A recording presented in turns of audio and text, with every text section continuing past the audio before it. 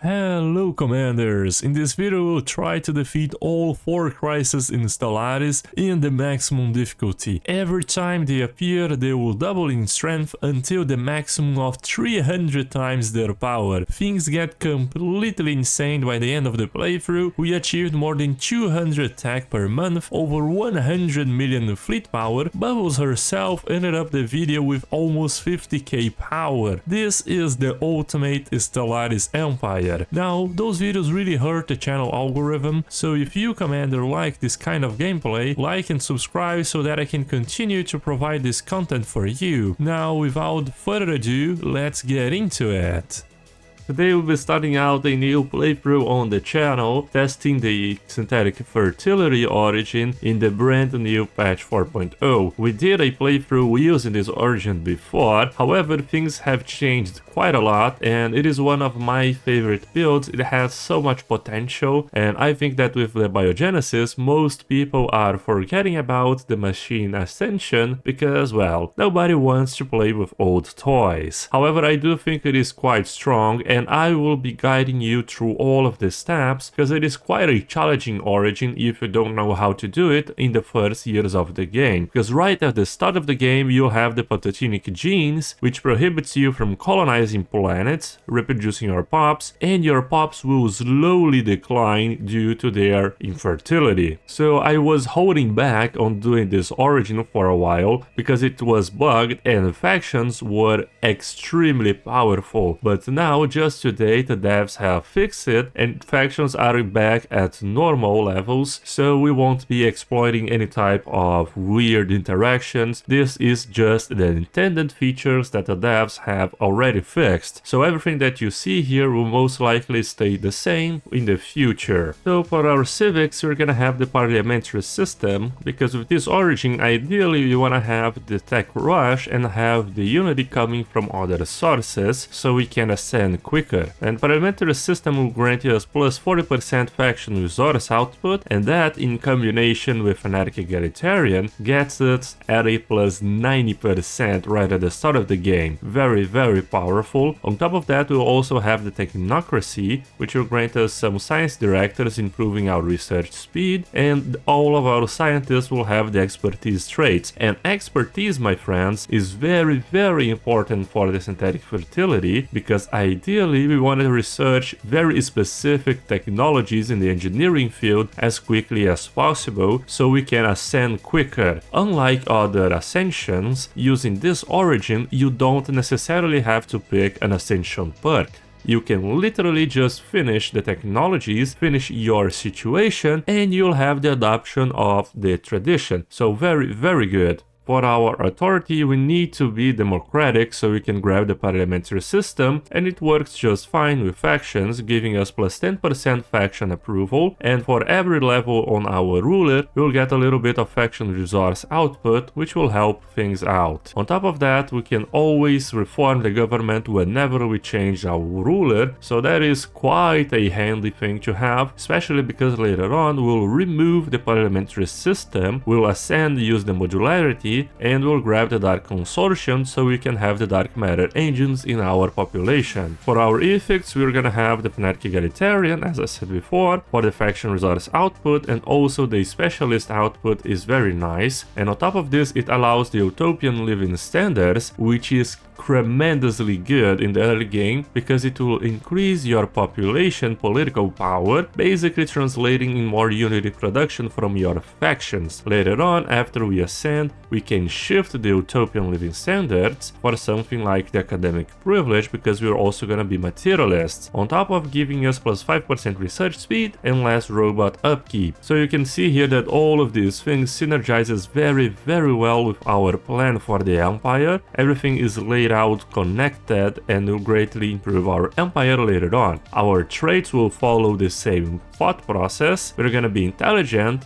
giving us more job efficiency, natural engineers, because engineering tech is our main tech to finish the ascension, and also conformists, because this will increase our faction unity output due to more pups being in our factions. Keep in mind that all of these traits will be removed once we machine ascend, so this this is only temporary. Later on we'll be having more adequate traits. As for our ruler, he's gonna be a scientist, all the time focused on improving our research output. For this playthrough, you're gonna have the first regular ships in the patch 4.0. In the last playthroughs, we only utilized the biological ship sets, but now let's go back to the good old days. And this will be our game settings. We're gonna have the huge map, testing out the late game lag. We're gonna face the 25 times crisis as usual, but this time at 100 years earlier. And now, my friends, we can choose which precursors can spawn in our galaxy, and I've just released a tutorial covering all of them, so you can better choose which ones you want for your next playthrough. If you wanna check that out, I will be leaving the link right here and also in the description. Don't miss out, it's a very complete tutorial for you. Now the endgame will be set at 2300, 100 years earlier, and we'll also have some cosmic storms just to spice things up a little bit more. So let's get into it!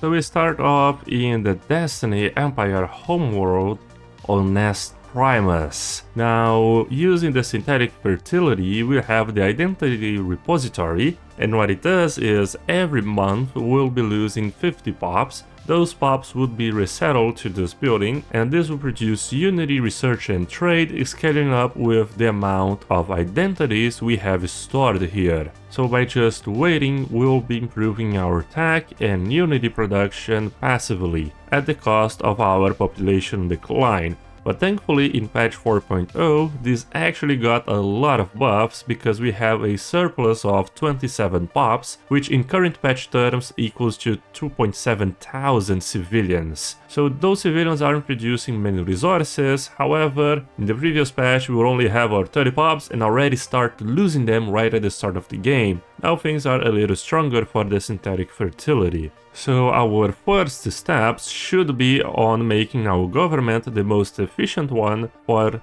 finishing up the situation. What we can do here is change our diplomatic stance to isolationist, increasing our monthly unity. Also change the economic policy to civilian economy, because we'll be consuming a lot of consumer goods. We'll also close our borders, because, well, we might as well do it. I don't like Xenos entering our empire in the early game. We still don't have our factions formed, but they will form very soon. And here on our console, we got very lucky and had an expertise industry from our first speaker, Dorokin. And this expertise will increase our research speed in the industry field, which is the main research field for your ascension. So by grabbing this, we already have a 40% research speed, very OP. And we're also gonna change the agenda. Instead of having the infinite opportunities, we're gonna have the synthetic evolution, because this agenda grants us plus 25% progress towards our technology. We'll also use our trade to buy a little bit more of consumer goods and also buy more minerals. Here we have the Sol system start, basically, although we have a different name.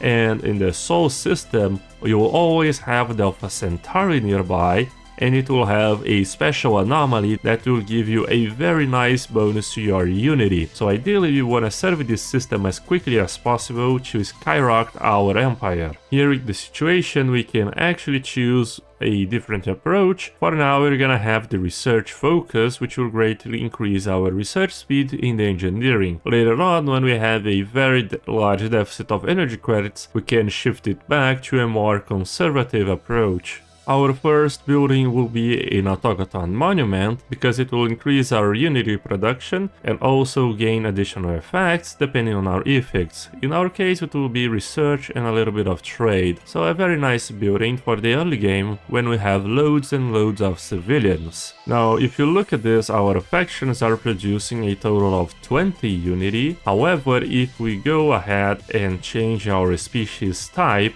to Utopian Abundance instead of decent conditions, that will grant us a lot more political power. And let's see how much it affects our faction output.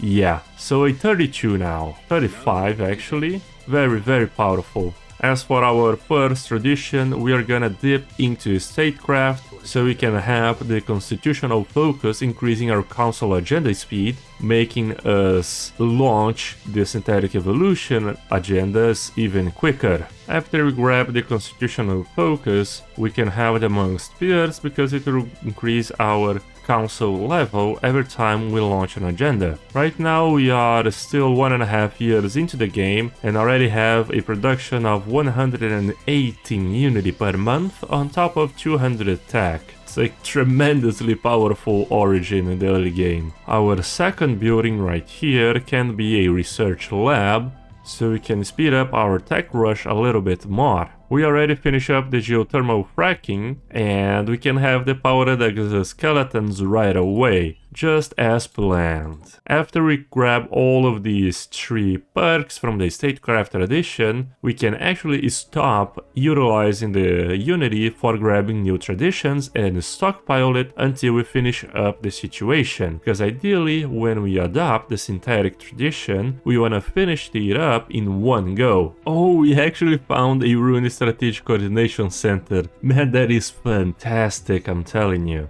The reason for that is, although this megastructure isn't the most powerful one, if we establish a starbase here, we will have a massive boost to our mega engineering research weight. So we can roll out that tech very soon into the game. So here, right now we finished the powered exoskeletons technology, and if we look at this, the agenda will now grant us progress towards the artificial workforce. Just the technology that we need to finish up the situation. And here on Alpha Centauri, we just finish up the anomaly, and what it gives us is 2 options. The first one will grant us plus 820 unity, the second one will be the same thing. So yeah, it's pretty much like 8 times, no, actually 7 times your monthly output of Unity. So very good. And we also had a habitable world survey for even more Unity. Kinda insane, we already have a stockpile of 4.2k, and the next tradition only cost 800, so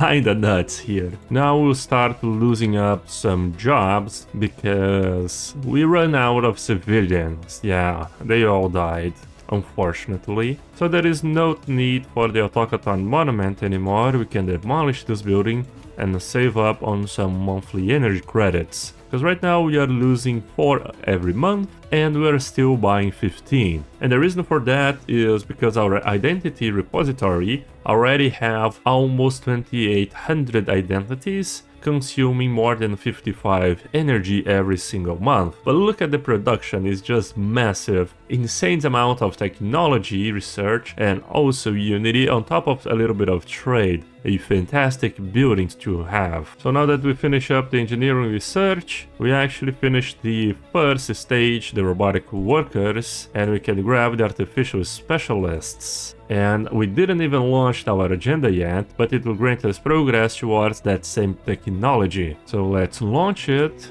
And we'll level up some of our guys, the Nikat Aka. For our second agenda, what happens is it's gonna take 100 months to launch any type of agenda. However, this agenda here is on cooldown for only 3 years, so ideally we won't finish up any of these agendas. Well, what we can do is grab the one that has the most beneficial initial modifier. So in my opinion, either the departmental efficiency for extra council experience gain or the evolving society. In our case, we're gonna grab the evolving society because I think it's best since we are ascending very quick right now. And you'll see that with this origin, your unity will actually start to decrease from factions because your pops will start to die off. We started with 5.7 thousand pops and now we only have 2.7. So 3,000 of our fellow comrades have died, but they are living very happily in our identity repository. We also finish it up the droids technology and the artificial specialist, and we can now make progress towards the artificial administration. Now this technology will take quite a while, 56 months. And we found the Technosphere. Fantastic, man. Oh, it is actually so huge because we can actually have a special project and get a very large bonus to our research speed. And now that we have the droids, we can colonize the worlds using our robotic pops. We just need to have a little bit more energy credits. So Alpha Centauri will actually be called the New Dawn, because, well, after all, we are setting foot on a world that we never thought it would be possible due to our pathogenic genes. And the Sirius third will be called A New Light. Actually better, it will be called A New Hope. And I just noticed they have some friendly capybaras there, docile fauna, granting us plus 10% habitability. Man, that's fantastic. And we also found a Gaia world. Man, look, what is this start? Perhaps this is the best start I've ever had, man. Really? We have the Technosphere, we have 2 very good planets with kinda good modifiers, on top of a strategic coordination center, which I believe it was like here, I guess? Yeah, a Megastructure, a Gaia world, happy capybaras. What else can I ask for, man? Stellaris has never been so generous with me. Maybe the patch 4.0 indicates that things are gonna get a little bit better for us. Now the synthetic evolution is available once again. Let's remove the evolving society for it, and it will grant us progress towards the technology we are currently researching. As a matter of fact, it will grant us 1/4 of the technology that we need, so if we are here, we will finish it up already. Since we have so much unity stored, I think we're gonna finish up the statecraft and grab the technological ascendancy. This way we can have a more research speed and finish up our technology quicker. Perhaps I could have done this sooner, so there is still some room for improvement here. But I'm telling you, in the previous patch we would never be in the same situation that we are in. Things are much stronger now. We'll colonize the Belgium 3A, a Gaia world, and we'll be renaming it to deserve the rest. After all, who doesn't want to live in a Gaia planet? What is this, man? Our scientist has literally all of the support, and everyone else does not have a single bit of support, man. Is that intended, my friends? I don't think so. What if we increase the support? Yeah, nah. We are not getting another ruler. Oh man, I guess Kakao Izanda will win this election. We can actually pay 600 unity to launch the agenda a year earlier, and by my calculations we should finish up the technology by just launching it. Exactly. And now we can embrace the synthetic tradition, my friends. There we go. And let's optimize the memory storage, increasing our specialist resource output by plus 5%. By my calculations... No, we were short 1500 unity. Yeah, so we shouldn't finish up the statecraft. It would be better just to save it up. My bad, folks. We could have finishing everything within 1 year sooner than we will. But it's fine, not a very big deal. At year 11 and we already have our ascension, my friends. That is the true power of the synthetic fertility in patch 4.0. It's literally quite ridiculous. And just to get the nail on the coffin here, we'll grab the enigmatic engineering so we can have the small chance of drawing Fallen Empire building technologies. So now you are wondering what to do next. After we synth ascend, which path should we choose? Should we go for modularity? Should we go for which authorities, and etc. So you can snowball your empire even further. Because although the early game is very important, after you ascend, you need to make the right decisions if you want to have a very good snowball into the mid game and later on into the end game. So first, what we need to do is set up our approach for the synthesization. We can either go with careful approach,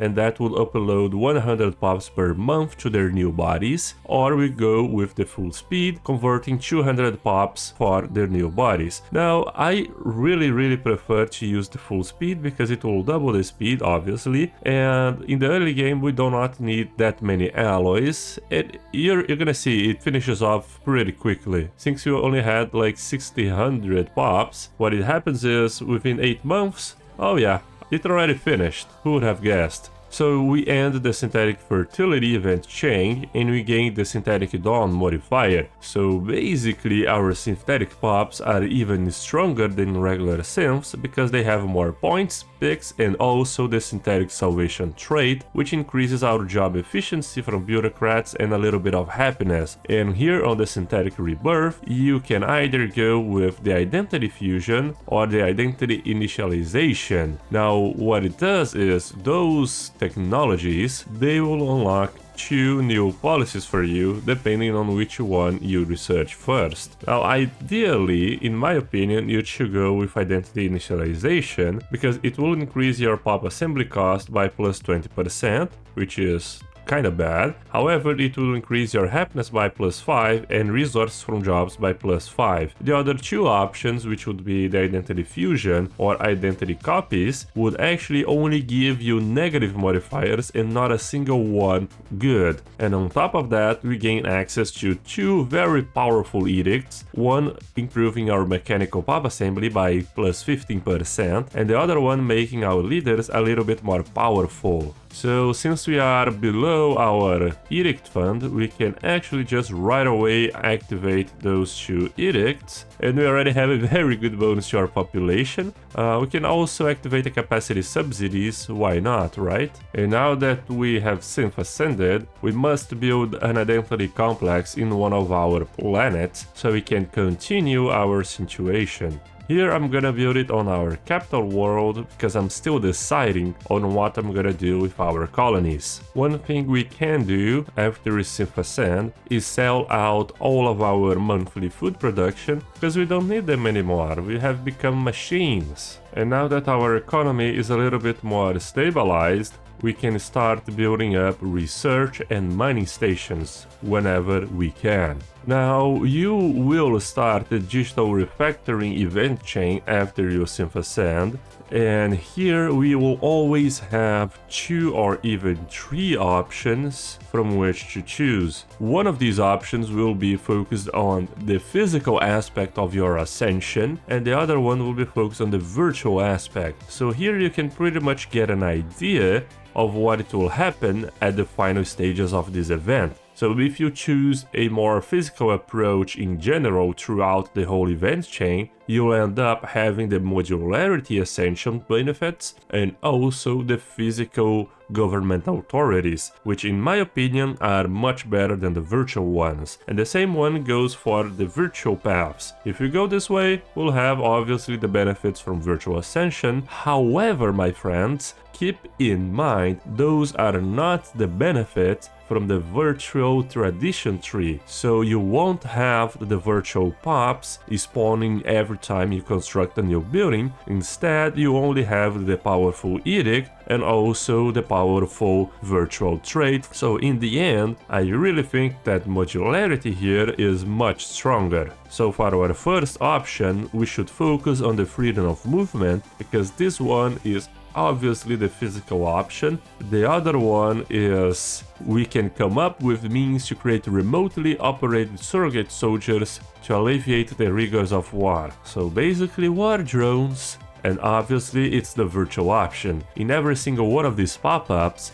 you can read the text and you pretty much know which one is the physical and the virtual. Now in the synth provenance, we can choose 3 options. The first one will be the physical choice, however it will grant us a spiritualist ethics attraction for 50 years, man. And if you look at this, we are not spiritualist, so this will hurt our faction output. In the end, we only need to have a surplus of physical choices over the virtual ones, but in the middle of the path we can choose any virtual if you want to. So here I think I'm gonna go with unrestricted body modification because this will grant us materialist ethics attraction, which is exactly what we are. And I mean 50 years is quite a long time in Stellaris. We're gonna go with virtual for this choice. And Strigikaki got the Unified Council. Fantastic, man. How wonderful. Plus 20 monthly unity. And there we have it, folks. The synthesized society. We can adopt the physical government form and also have the advanced traits, which basically is modularity in the end. Or we can stay this way, just like we are. Obviously, we are gonna go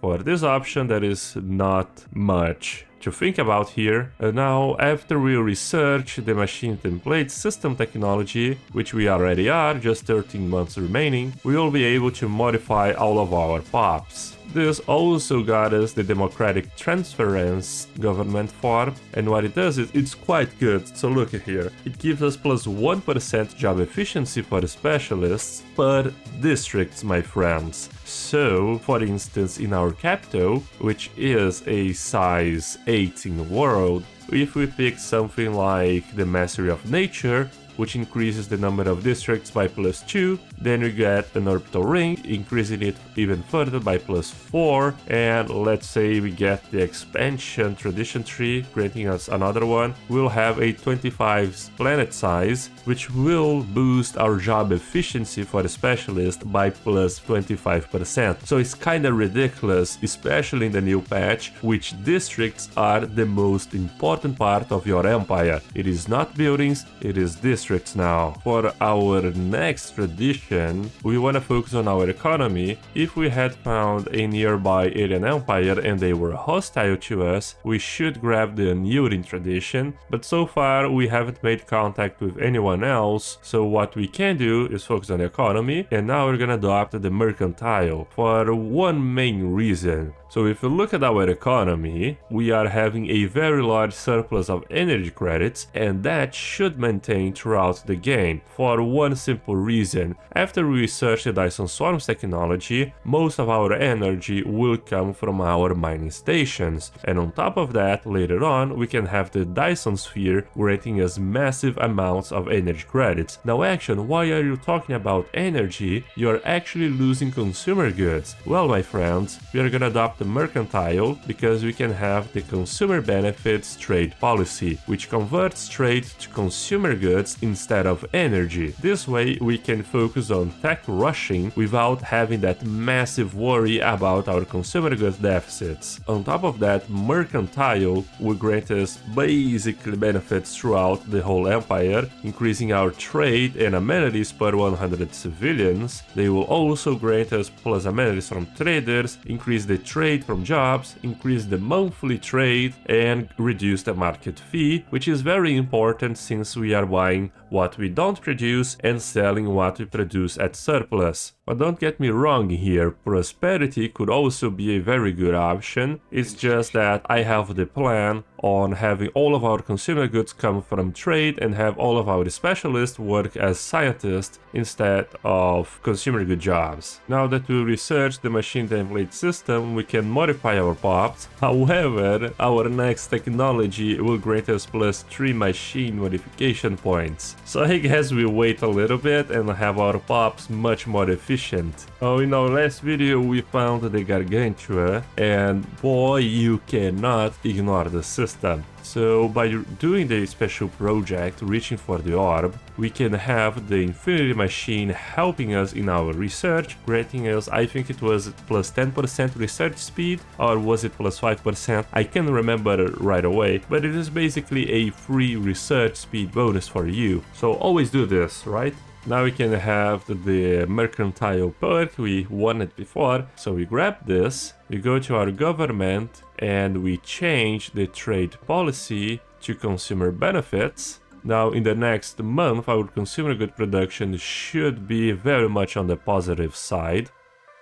Fantastic, plus 28 per month. What we can do instead is shift our economic policy back to militarized economy, since we won't be producing consumer goods from jobs, but instead from trade. And here on our capital, instead of having a mixed industry district, what we can have is, after we have 1000 minerals, which should come up pretty quickly, we go and grab the heavy industry. So as a matter of fact, why don't we sell some food and buy some minerals and do just that.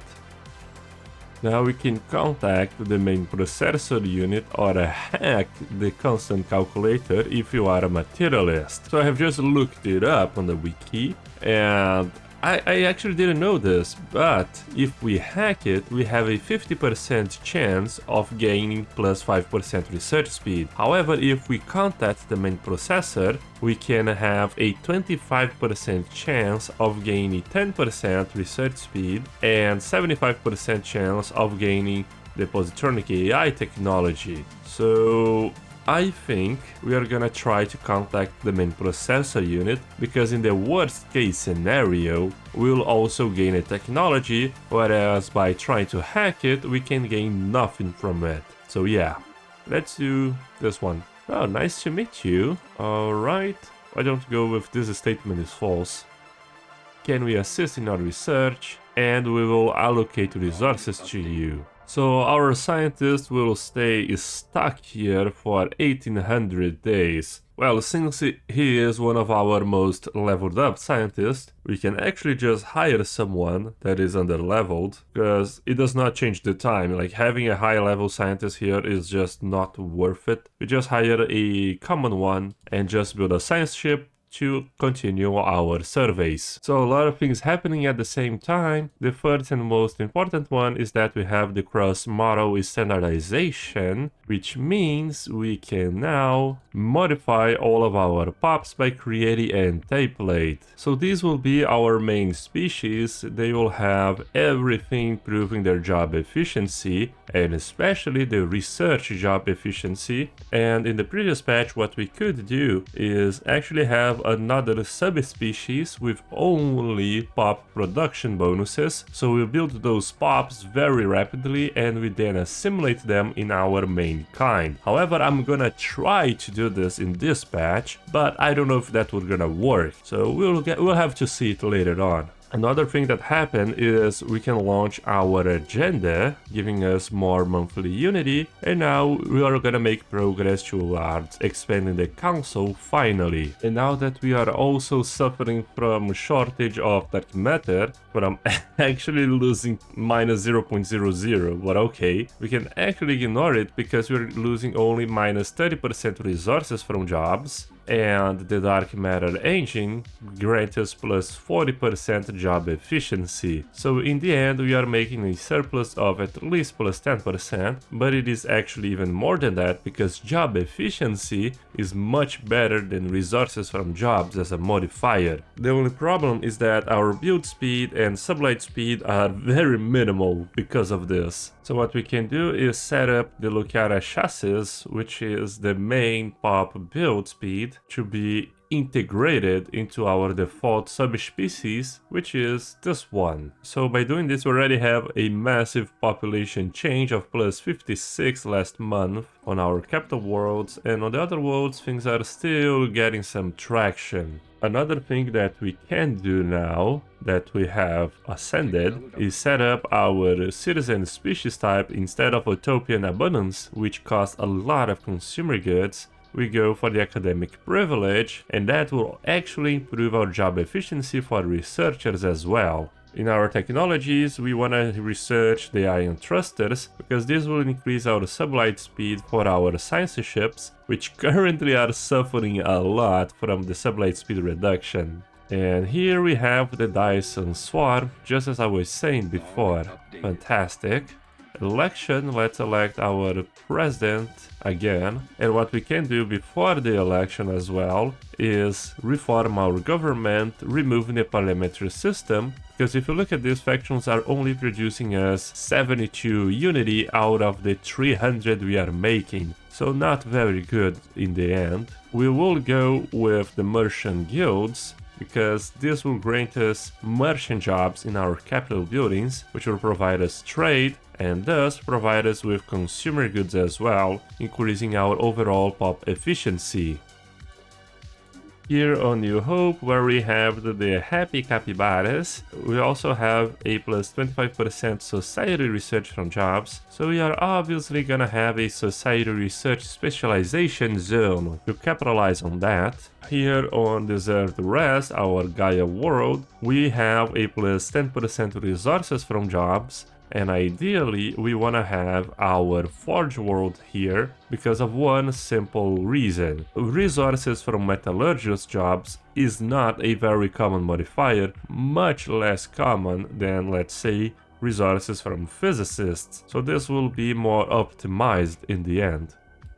And here on New Dawn we have a overall small bonus to our society and engineering research, and we will also need to improve our unity, so why not build an archive zone here. Oh boy, we found the other Drake. This is not good. Sapri is on a tough battle. Yeah, and he died.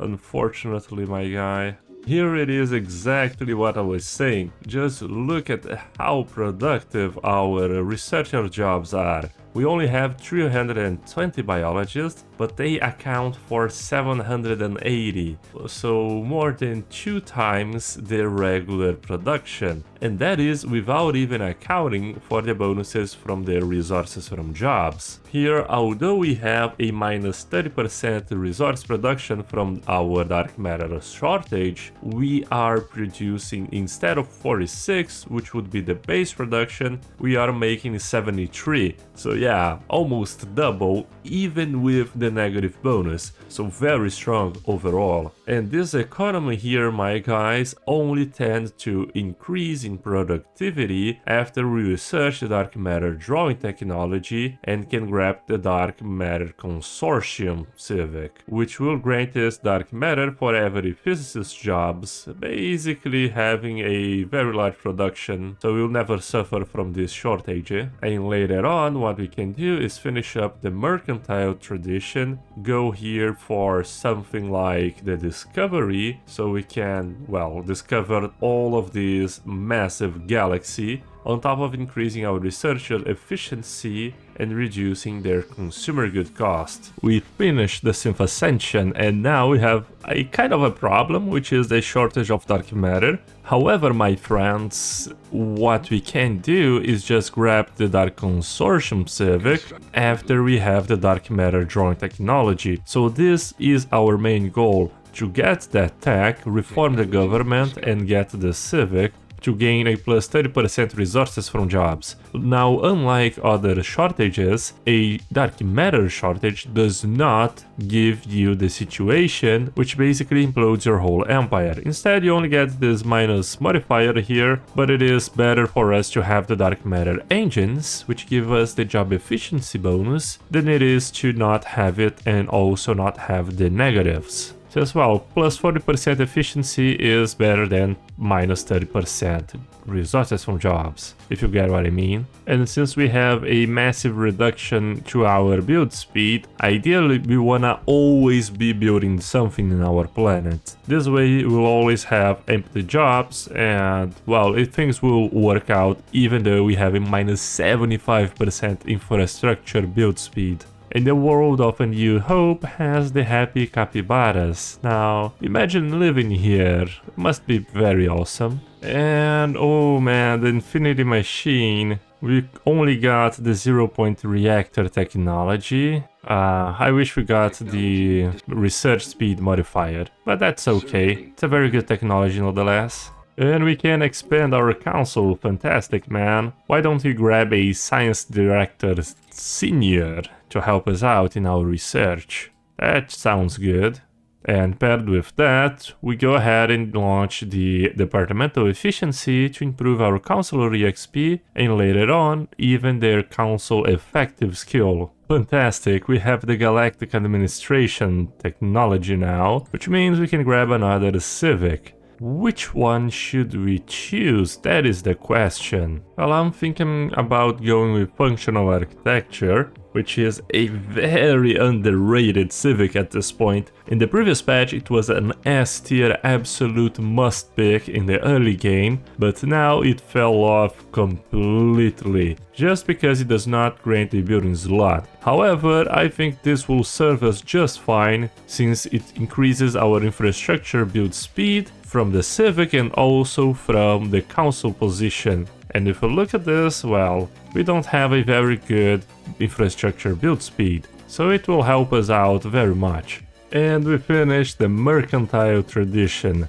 Now for our next Ascension perk, I'm actually gonna wait until we either have the Mega Engineering technology or the Archaeology project. Now, we are almost finishing up the Anti-Gravity Engineering, which will grant us access to the Archaeology project. However, we are still in the early game, so I don't know how strong would an Archaeology project be at this point in the game.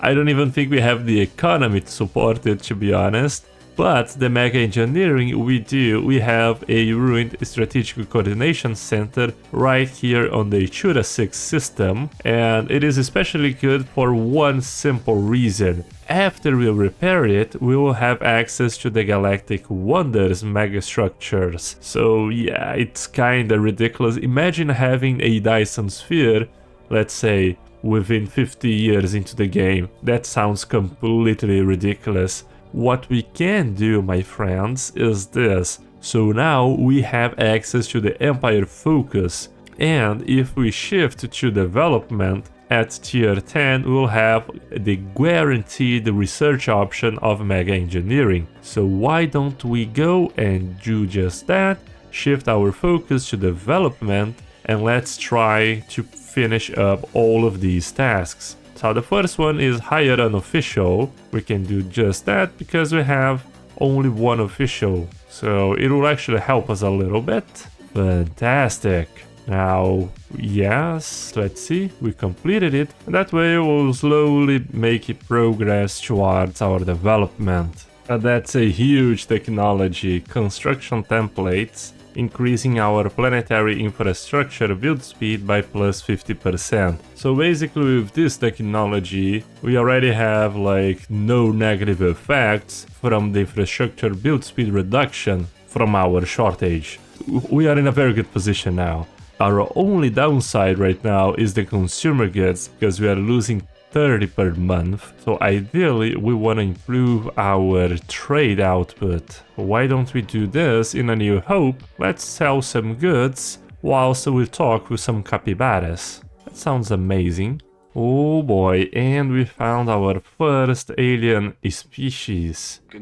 So a molluscoid, and they are constructing a starbase already on the Elor system, a tomb world. So we don't have much room to expand here. Now for our next tradition, I think I'm gonna hold a little bit until we know for sure if those aliens are hostile or friendly to us. Because if they are hostile, we definitely want to have the annealing, because right now we are in no position of building up a good fleet. What we are trying to do is set up some arc furnaces throughout our territory and then improve our military later on. Nah, man, just as I was worried about this. The cruelty of the key aliens. So they destroyed our construction vessel, man. Alright, this is not a very good indication that they are friendly. So it's a good thing that we didn't pick our tradition, because now we can focus on defending our starbases, if that happens to be the case, of a Fanatic Purifier Empire. Oh man, look at their name, Insatiable Nurian Raveners. Nothing good can come out of it. Yeah, Devouring Swarm. Oh man, I'm so lucky in these runs. Fantastic. So thankfully we can grab the Neurin and at least have a better chance of defending ourselves. After we finish the Neurin, we can even grab the Eternal Vigilance if we so desire, to improve our defenses a little bit more. Because I don't know, man, it's not looking good. 2.3k defensive station, not very powerful. Our first defensive measure will be to establish a spy network on these guys, because, well, I really don't trust them. No one should, to be honest. And they also are subterranean, so even if we decide to conquer their worlds, it will be pretty hard. Or we can start building our deep space citadels after we research this technology.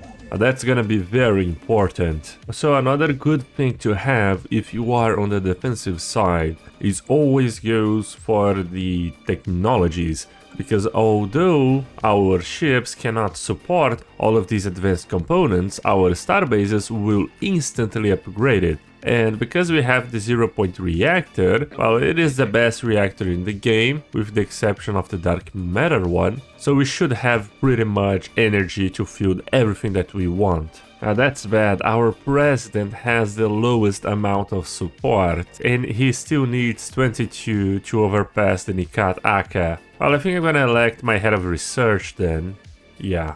That's gonna be better. Let's design our Deep Space Level 1 Citadel. Well, to be honest, there isn't much we can design here. Our slots are not the most diverse ones. However, we can choose one very powerful ship aura.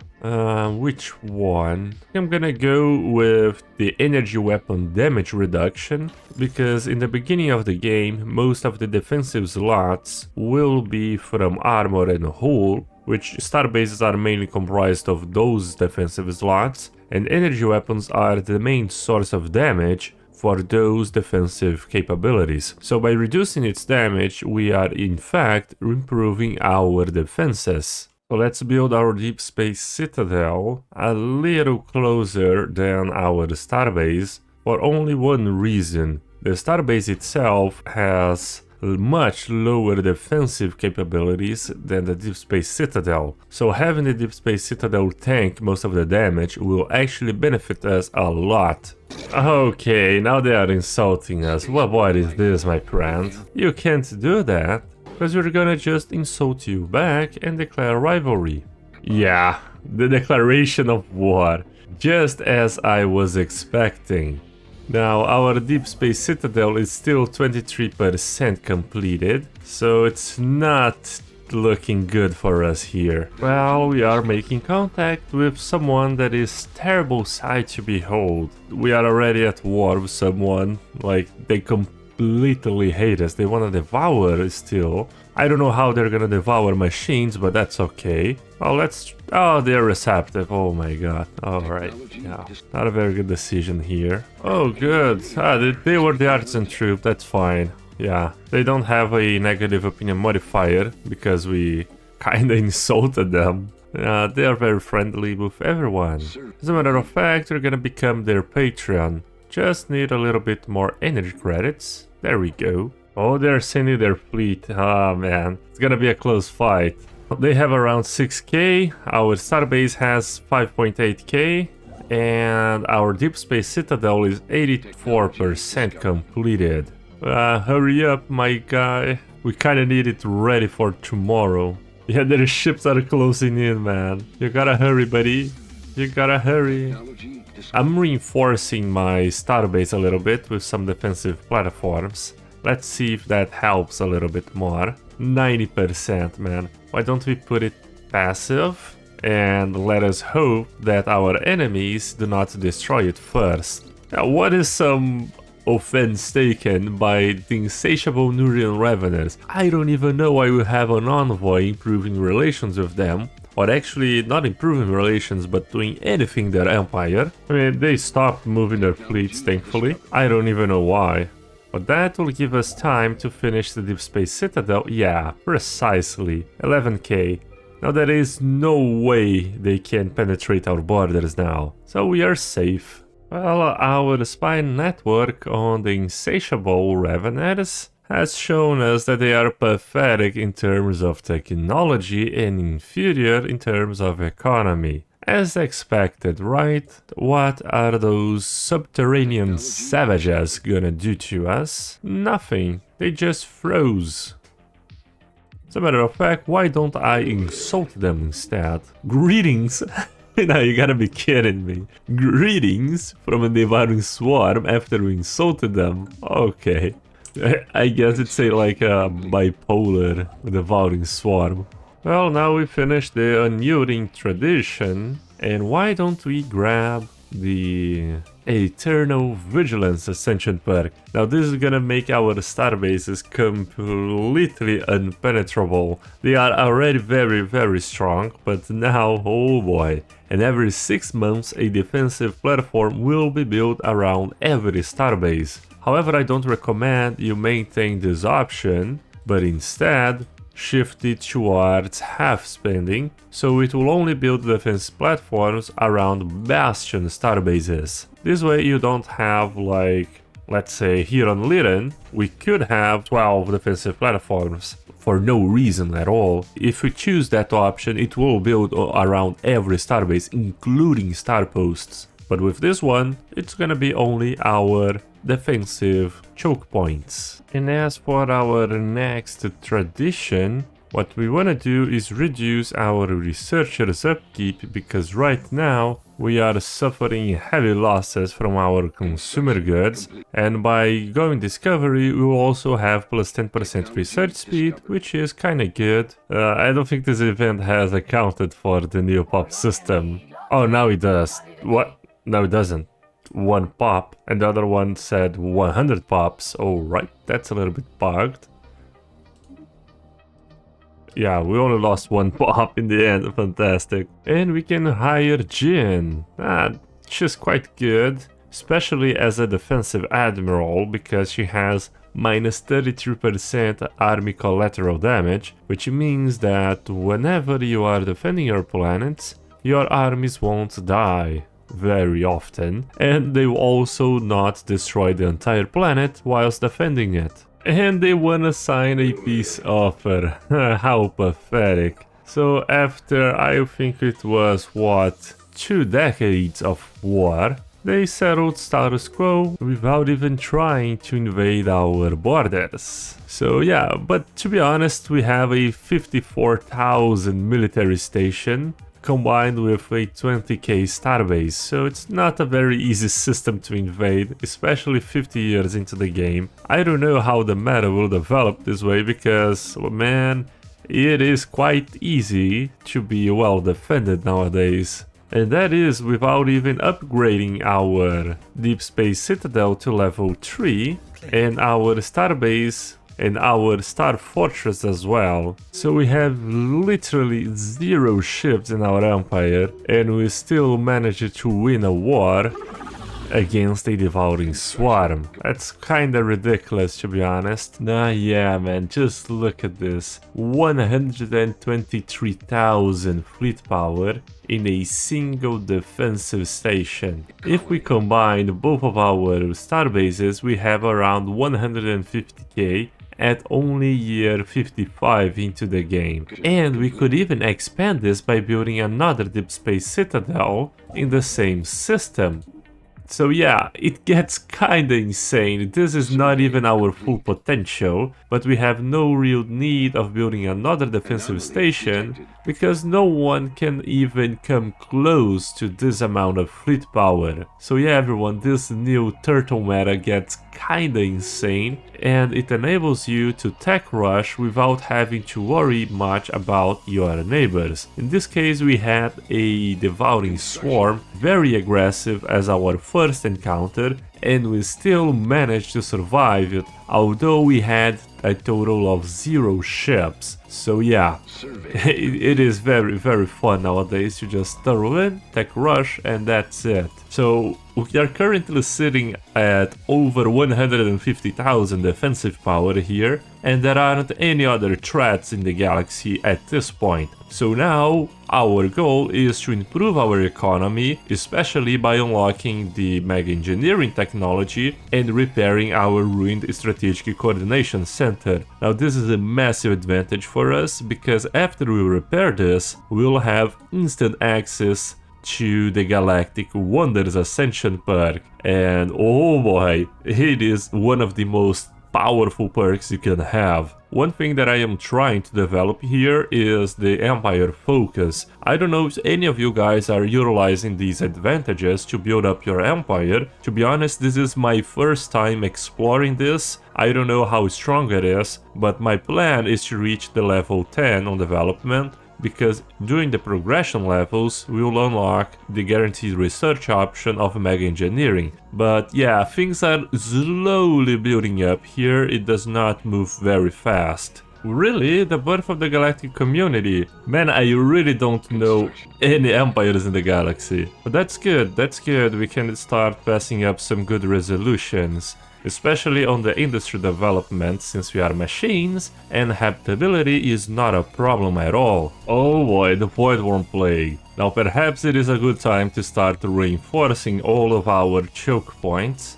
because the crisis here it get kind of insane, right? And we finished up the discovery tradition, granting us plus 10% research speed and another ascension per slot. So we are gonna have the archaeology project because we have so many planets and we wanna have these ecomonopolies, which are very strong. We'll also wanna have the master builders, the galactic wonder, so that is 3 already. And then we will also want to have something like the defender of the galaxy to improve our damage against the endgame crisis factions. But for now, since we already have the enigmatic engineering, there is not much point on having the cosmogenesis. It would only be good if we were to build their ships, which are strong, but yeah, we already have this one, there is no need for cosmogenesis at the moment. So what we are gonna do is grab the mastery of nature, because it will improve our districts by +2, and districts now are the most important part of our economy. Fantastic, man, mega engineering technology, but it's gonna take 62 months, kinda high cost, but yeah, it's not the end of the world. And we finally got the mega engineering technology. This means that when we have 15,000 alloys, we can repair our strategic coordination center. War preparations, our spy network says that the Nurian Heaveners are preparing to declare war on us. Man, they have no idea. Like, how are they gonna defeat our starbase here? There is no way they have a 200k fleet power. Yeah, there we have it. The Insatiable has declared war on us once again, claiming 88 systems. What? We only have 42, what is this? But okay. Now our spy network is so advanced that we have intel about all of their ships basically, and look at how pathetic they are. Well, they have what, maybe 30k at maximum, and our starbases here have 200,000. So absolutely no chance they're gonna win this war, and it's gonna be another status quo as we continue to do our tech rush. Now that we have 15k alloys, we can repair our ruined strategic coordination center. It's gonna take a while, but it's fine. Do we have access to the galactic market? We can start buying some dark matter and reduce our dark matter shortages. So if you can see here, all of our resource production has greatly improved just because of this. Fantastic. Well, this wasn't intended. So the Devouring Swarm is actually making progress towards conquering a nearby alien empire that is protective of us and was guaranteeing our independence. However, they are much weaker than the Devouring Swarm, and oh boy, the Devouring Swarm is basically annihilating them at this point. Now I feel sorry for them, but there isn't much we can do at this point. So far our economy is looking bright and shine. Our only problem is the empire size, which is going ballistic at 475 already. However, I have a plan of developing some unification centers, and with those unification centers I plan on upgrading our planetary ascension and reducing their empire size. Oh, now we have the Cyberx as our precursors, 71 years into the game, but better late than never, right? And what is this? Backland has a massive modifier of plus 15% resources from jobs. That's kinda amazing. And finally, my guys, the Dark Matter drawing technology in the end. However, I'm still thinking that it came so late into the game that we are buying Dark Matter just from the market, and I don't know. Man, I don't think we need to reform our government and grab the Dark Matter Consortium civic. I think we are just fine the way we are now. Perhaps we can remove the functional architecture at this point, because it is not providing us with much, to be honest. What we can do instead is, look, the merchants are occupying all of our science director jobs, so in the end, the technocracy, it is only providing us with the random expertises and the extra research alternatives on top of the council position, which is a nice addition. But in terms of general effects, the merchant guilds is providing us so much more into this point in the game. So what I'm thinking about doing is removing the merchant guilds, the functional architecture, grabbing something like Beacon of Liberty, which will reduce our empire size from pops, Actually, not removing the merchant guilds, but removing technocracy, my bad. And we could grab something like the meritocracy, increasing our specialist output by plus 10%. We could have gone even further in our unity rush by grabbing also the Byzantine bureaucracy, increasing our unity per bureaucrat by plus 1. However, I think this would be going way too much. We are almost finishing up all of our traditions. So yeah, there is not much room to expand here, at least when it comes to the Unity department. So let's just do that. Our empire size should reduce a lot. Fantastic. Our technology is slowly but surely increasing at 5k, almost 6,000. And our economy, friends, is getting kinda ridiculous at this point. Here in the galactic community, we are voting for the buzzword standardization, which will increase our trade from jobs. We have to enable our enterprises to work seamlessly with one another. Typical megacorp stuff, right? Irunian synergetics. They're even a vassal. Alright, that's interesting. Like, you vassalize them. How? Now I want a vassal for myself as well. But it's kinda hard to have a vassal when we don't have a single ship built. But we'll get there eventually. I mean, since we have the Civics as our precursors, if we happen to find the Civics Alpha system, we'll have the Civics mining station. So ideally we want to have a starbase on every single one of our systems that contain an arc furnace, because that will double the productivity of all of our mining stations there. So yeah, it gets kinda insane, and ideally we wanna have our economy up and running at the maximum level, because it's not gonna be easy to defeat the 25 times crisis. Let us just hope that it is not the Setana, because oh boy, it wasn't a very good experience in that last run. We'll also start building up some deep space citadels in the Suskat Mall system, because here we have an owl gate, and in our previous run the owl gate spawned in with 500k fleets. So if that happens now, we are pretty much doomed, and we don't have really much control about what the AI will do. So if they activate the owl gate, the Great Tempest is there, we are over, game over for us. So let's prevent that from happening. Another Devouring Swarm, all-consuming Aetherian Onslaught. Now that is a cool name to have. Where are you? On the other side of the galaxy, actually very close to the Insatiables. What? The Insatiables are almost destroying our ally. Now poor guy, man, I feel so sorry for them. Yeah, we are gonna avenge you, my friend. Don't you worry about that. Alright, our strategic coordination center is restored. Fantastic. And with that, we should be able to grab the galactic wonders. Yeah, amazing. Now we only need to research the technologies. We can already have the ring segments. And here, I'm thinking about either the Dyson Sphere or the Matter Decompressor first. Perhaps we should go with the Matter Decompressor and focus on having alloy worlds. Oh, that's huge, man! So this event here didn't do anything for us in the past, but now we can download their natural patterns to the identity repository and we'll have 5 more identities there. Wow, that's so cool.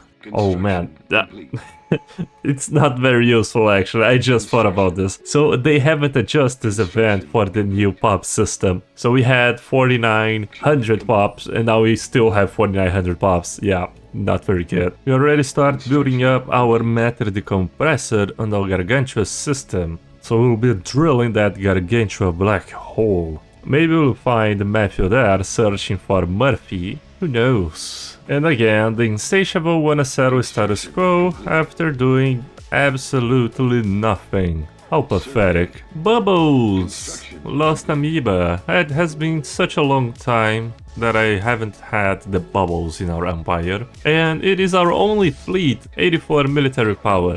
Bubbles against everyone. Nah, alien topography, now it is one of the best technologies. It was already very big in the previous patch, but now that districts are the most important thing, it is insane, +1 maximum districts across all of our planets. It is very important for you to establish an observation post if you happen to find a pre-FTL civilization. Sometimes you get some negative effects like we did in this run, but so far it's looking good. The technologies it gives you are game-changing sometimes. We also built up our Grand Archive, and thankfully we have all of these specimens. There is only one remaining for us to finish the xenogeology section, and well, we can acquire this through trade. We just need to find an AI empire willing to give us an artifact. There we have it, this guy right here, the Gliren Interplanetary Union. So let's activate all of our collection. It costs a little bit of energy, but it pays off in the end, because we can go here, contact the curators, and we can buy some relics from them. Like here in the Aesthetic Wonders, let's try and have a good relic. This one increased the opinion for everyone else, which is good. And the other one will produce 10 unity per specimen. Oh, that's very good. Look, plus 25% happiness when we activate it, obviously, but I don't think we're gonna activate this one. But the passive effects are kinda good. Plus 270 unity for free. Very good.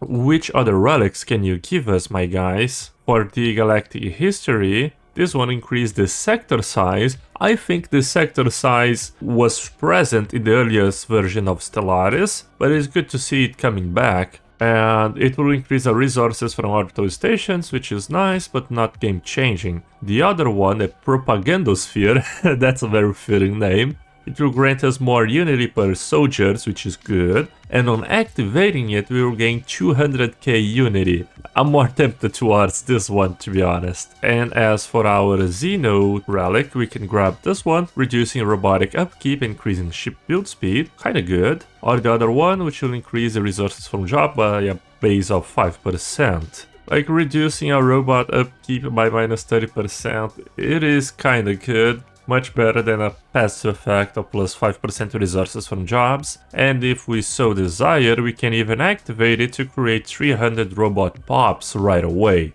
I think it's better. Now we can already activate the Propaganda Sphere, grab 230k unity, kinda insane, and I think with this we can finish up our, we can finish all of our traditions. Our last Ascension perk, as I talked before, will be the Defender of the Galaxy, so we can have better chances of defeating the Endgame crisis. And now that we have a massive surplus of unity, we can start ascending our planets, starting off with our capital. So our capital already reached the tier 10, fantastic, and our empire size will start to reduce tremendously by ascending our planets. Ideally we want to send those that have more population in the beginning, and later on we'll go off of their designations. Now what? We got the Quantum Innovation Nexus just from the enigmatic engineering technology. That's so huge, man. Like, if you remember, before on the Cosmogenesis Ascension perk, we would have to reach the Crisis level 5, have all of those negative modifiers, everyone would start to hate us, just so we could have this technology. What is this? Why are you starting to hate us? Just because we researched some Fallen Empire technologies? Can't be right. Where are you, Panurian Guardians? As a matter of fact, I would not be bullied by you. We have all of the defensive stations. Yeah, they are kinda close to us though. We have 3 Fallen Empires nearby. 3, no, 4 Fallen Empires, what is this? All of them are nearby. So if a war in heaven happens, we are in the middle of all of them. Nes Primus has been encased as well, our first relic world. And now we can have our specialized archaeologies and have a massive amount of researchers. Oh boy, just as things were starting to look good, the Gox Chroniclers, which they were friendly to us because we considered one of our scientists for them to experiment on, they have now declared war on us. Man, now thankfully I am running the agenda opposed the Fallen, however it's gonna take forever to launch. And here on Ugarasti system, I just built one very small deep space citadel, it's level 1. We aren't in a very good situation here, 800k against only that. This was completely my fault, I should have not neglected this. But to be honest, they betrayed us, they were friendly, and now they are angry. Well, let's see how our space stations fare against their fleet. It is not 800k, but instead 400. I don't know what happened there. Yeah. Perhaps we can... Yeah, we defeated at least one of their corvettes. So does that mean we can reverse engineer it? Nope. We should have killed a little bit more. But that's okay. Perhaps our Deep Space Citadel can do the work. Military station lost. Nah, not at all. Alright, yeah, we might just, well, surrender. Oh, but if we surrender, they're gonna kill our scientist, the president, a level 8 leader. No, man, that's bad. Well, I guess there isn't much to do here. Instead of surrendering, yeah, we won't be able to build a 1 million fleet to defeat them at this point. Yeah, they killed our ruler.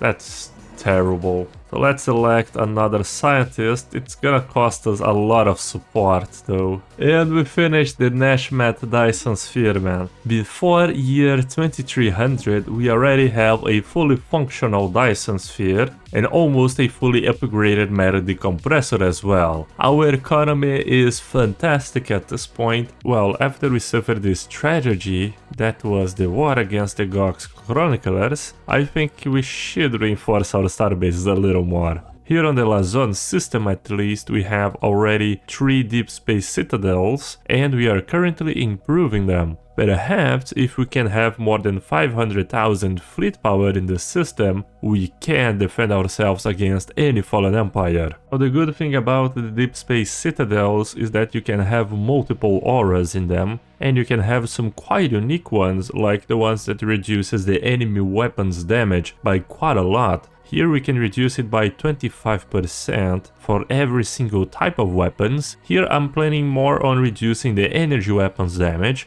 because our plan is to have 100% shield hardening, so our shields will be impenetrable on top of 50% armor hardening, so any type of penetrating weapons will be completely ineffective against us. Our main problem here would be the energy weapons, since most of our defensive slots are occupied by hull points and armor points, and energy weapons are stronger against those. And since we have 3 deep space citadels in every system, we can have more than one aura. So here we can have another one that reduces the kinetic weapons damage. The auras do not stack, so if you have like 3 of these auras, you're not gonna be reducing the enemy weapons damage by 75%. And here I'm gonna try to use the ancient driller drones, because we have so many kinetic artilleries that are gonna deplete the enemy shields very quickly, and after the shields are depleted, our ancient driller drones will come in and deal damage straight to the hull, because they have 100% armor penetration. And another good thing about the deep space citadels is that they do not cost any strategical resource to be upgraded. Well, actually they cost rare crystals as well, but the slots you put in are not gonna affect the overall cost at all. So if you have tons and tons of archaeotech technologies, you're not gonna be requiring any minor artifacts to build it. One thing that I was forgetting to do, but one of you guys pointed out, is to buy the Precursor's insights using a minor artifact. So ideally you want to do this off cooldown to find our Civics Alpha as quickly as possible. And our pre-FTL civilization that was researching some AI technologies, well, they got annihilated by the AI, so the robotic uprising. Perhaps we shouldn't research further into AI. My guy, what are you saying? We became synthetic. There isn't much to do when it comes to AI at this point. We already have all the technologies. But I'm not happy that they have control over their system. It's not like we're in a very good position to force them into anything, because our only vessel is Bubbles and it is missing. Because, well, they just built up a starbase there and Bubbles was sitting in the system. So I think we should build up some fleets now. We're gonna build up some Infinity class battleships to put this AI to rest for good. We'll avenge our fallen brothers from the pre-FTL civilization. Our first fleet, comprised solely of Infinity battleships, is now ready to put the AI Empire to the ground. We are still building up some armies, but I think we have Jin as our renowned paragon, and she's quite good at ground battle. So let's declare war to claim their systems and send in our fleet. Just a single volley and that's it. I don't think I even need to use Jin for this ground battle. Perhaps we should hire someone else. What about Katari Kwaraki? He has a commander trait. And at the same time, we got our matter decompressor finally up and running. Just one more level until it is fully upgraded to the maximum level. So let's invade the world of Astral Planet. That's quite a cool name. A completely one-sided battle for us. Colony conquered. And we conquered the colony, and we won. Now let's use our first Infinity Fleet to take care of some pirates and the system of Great Wound, because here we have quite a lot of dark matter deposits, so it's gonna help out our economy a little bit. Let's deal with some pirates. Very easy as well. But they are only proving to be quite difficult because they have so many ships, and our battleships mainly are good against big targets. But eventually we'll get there. And there we have it. Now let's move to the Great Wound system. And on the mechanism we found the Continuum Relic. Now, man, this is perhaps the best relic in the game. Just look at all of the resources it gives us, plus 90,000 energy, 22k alloys, all of this research. The only thing that we don't receive is unity. However, we have another relic that gives us basically 500,000 unity. So what we can do is unlock another astral action. I think it's this one that enables us to have 2 relics activated at the same time. So we can activate the Unity one and the Continuum to have basically everything in the game every 10 years. Fantastic. Let's try to defeat the other Drake. Like, this guy is tough. Can we kill it using only our Infinity Fleet? I mean, our ships are very fast. Oh yeah, I think you can do it just fine. We are carrying the other Drake so hard at this point. He doesn't even know what to do. But yeah, easy win. Good job, fellas. You have done just fine. And Kakao Makeki got the Dragon Slayer trait. That's cool. Sleeper's awake already, man. Oh boy.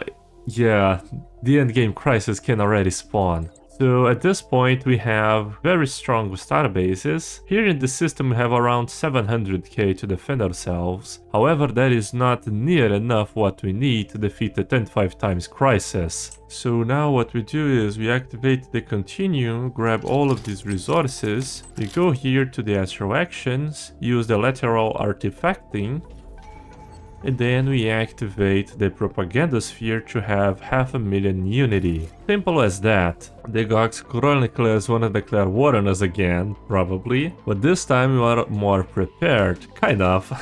This was the only system I didn't build a lot of deep space citadels, I don't know why. Here on Fujiu we have 3 deep space citadels already. Here on Lazon we have, like, what is this? 1,000,000 fleet power already? Close to that. But on Ugarasti we completely neglected it. However, we can jump our fleet there. Perhaps it should be enough to at least scare them off. 100k. Combine that with a 200k deep space citadel and a 100k starbase, and we have a good defensive position here. So right now our plan is to expand our alloy production. We are already producing almost 4,000 alloys per month. Of course, due to our ship upkeep and starbases, that get a little bit reduced. Our starbases are already very strong, so here in the Suskat Mall system, we are activating the Owl Gates. Even if the Great Tempest appear, I think we have enough military power to take them off by a lot margin. Alright, we have established the link with the Owl Gates, and it is the Desanu Consonance. Okay, at least there is a fallen empire there. Oh, the Gox Chroniclers declare war on us, as expected. However, I don't think they can penetrate our borders. This 800k fleet power here is fake, my guys, because once they leave their system, it gets reduced to around 400k. Well, there we have it, 500k. We also jumped one of our fleets. Yeah, they're getting completely wrecked. Fantastic, we only lost some defensive platforms, which is completely fine, since we have the Eternal Vigilance Ascension perk. Every 6 months you gain a defensive platform in our starbases. Now this engagement was just perfect for us because we can reverse engineer their technologies now and have access to this amazing Fallen Empire's components. The galaxy at this point is kinda in a little bit of a stalemate. There is only the Awakened Empire of the Paneering Zealots doing some expansion. And I'm starting to be worried about this. Why are they sending a 3 million fleet towards our border? It is 3 million, right? No, it's not 3 million, it's actually 2 million.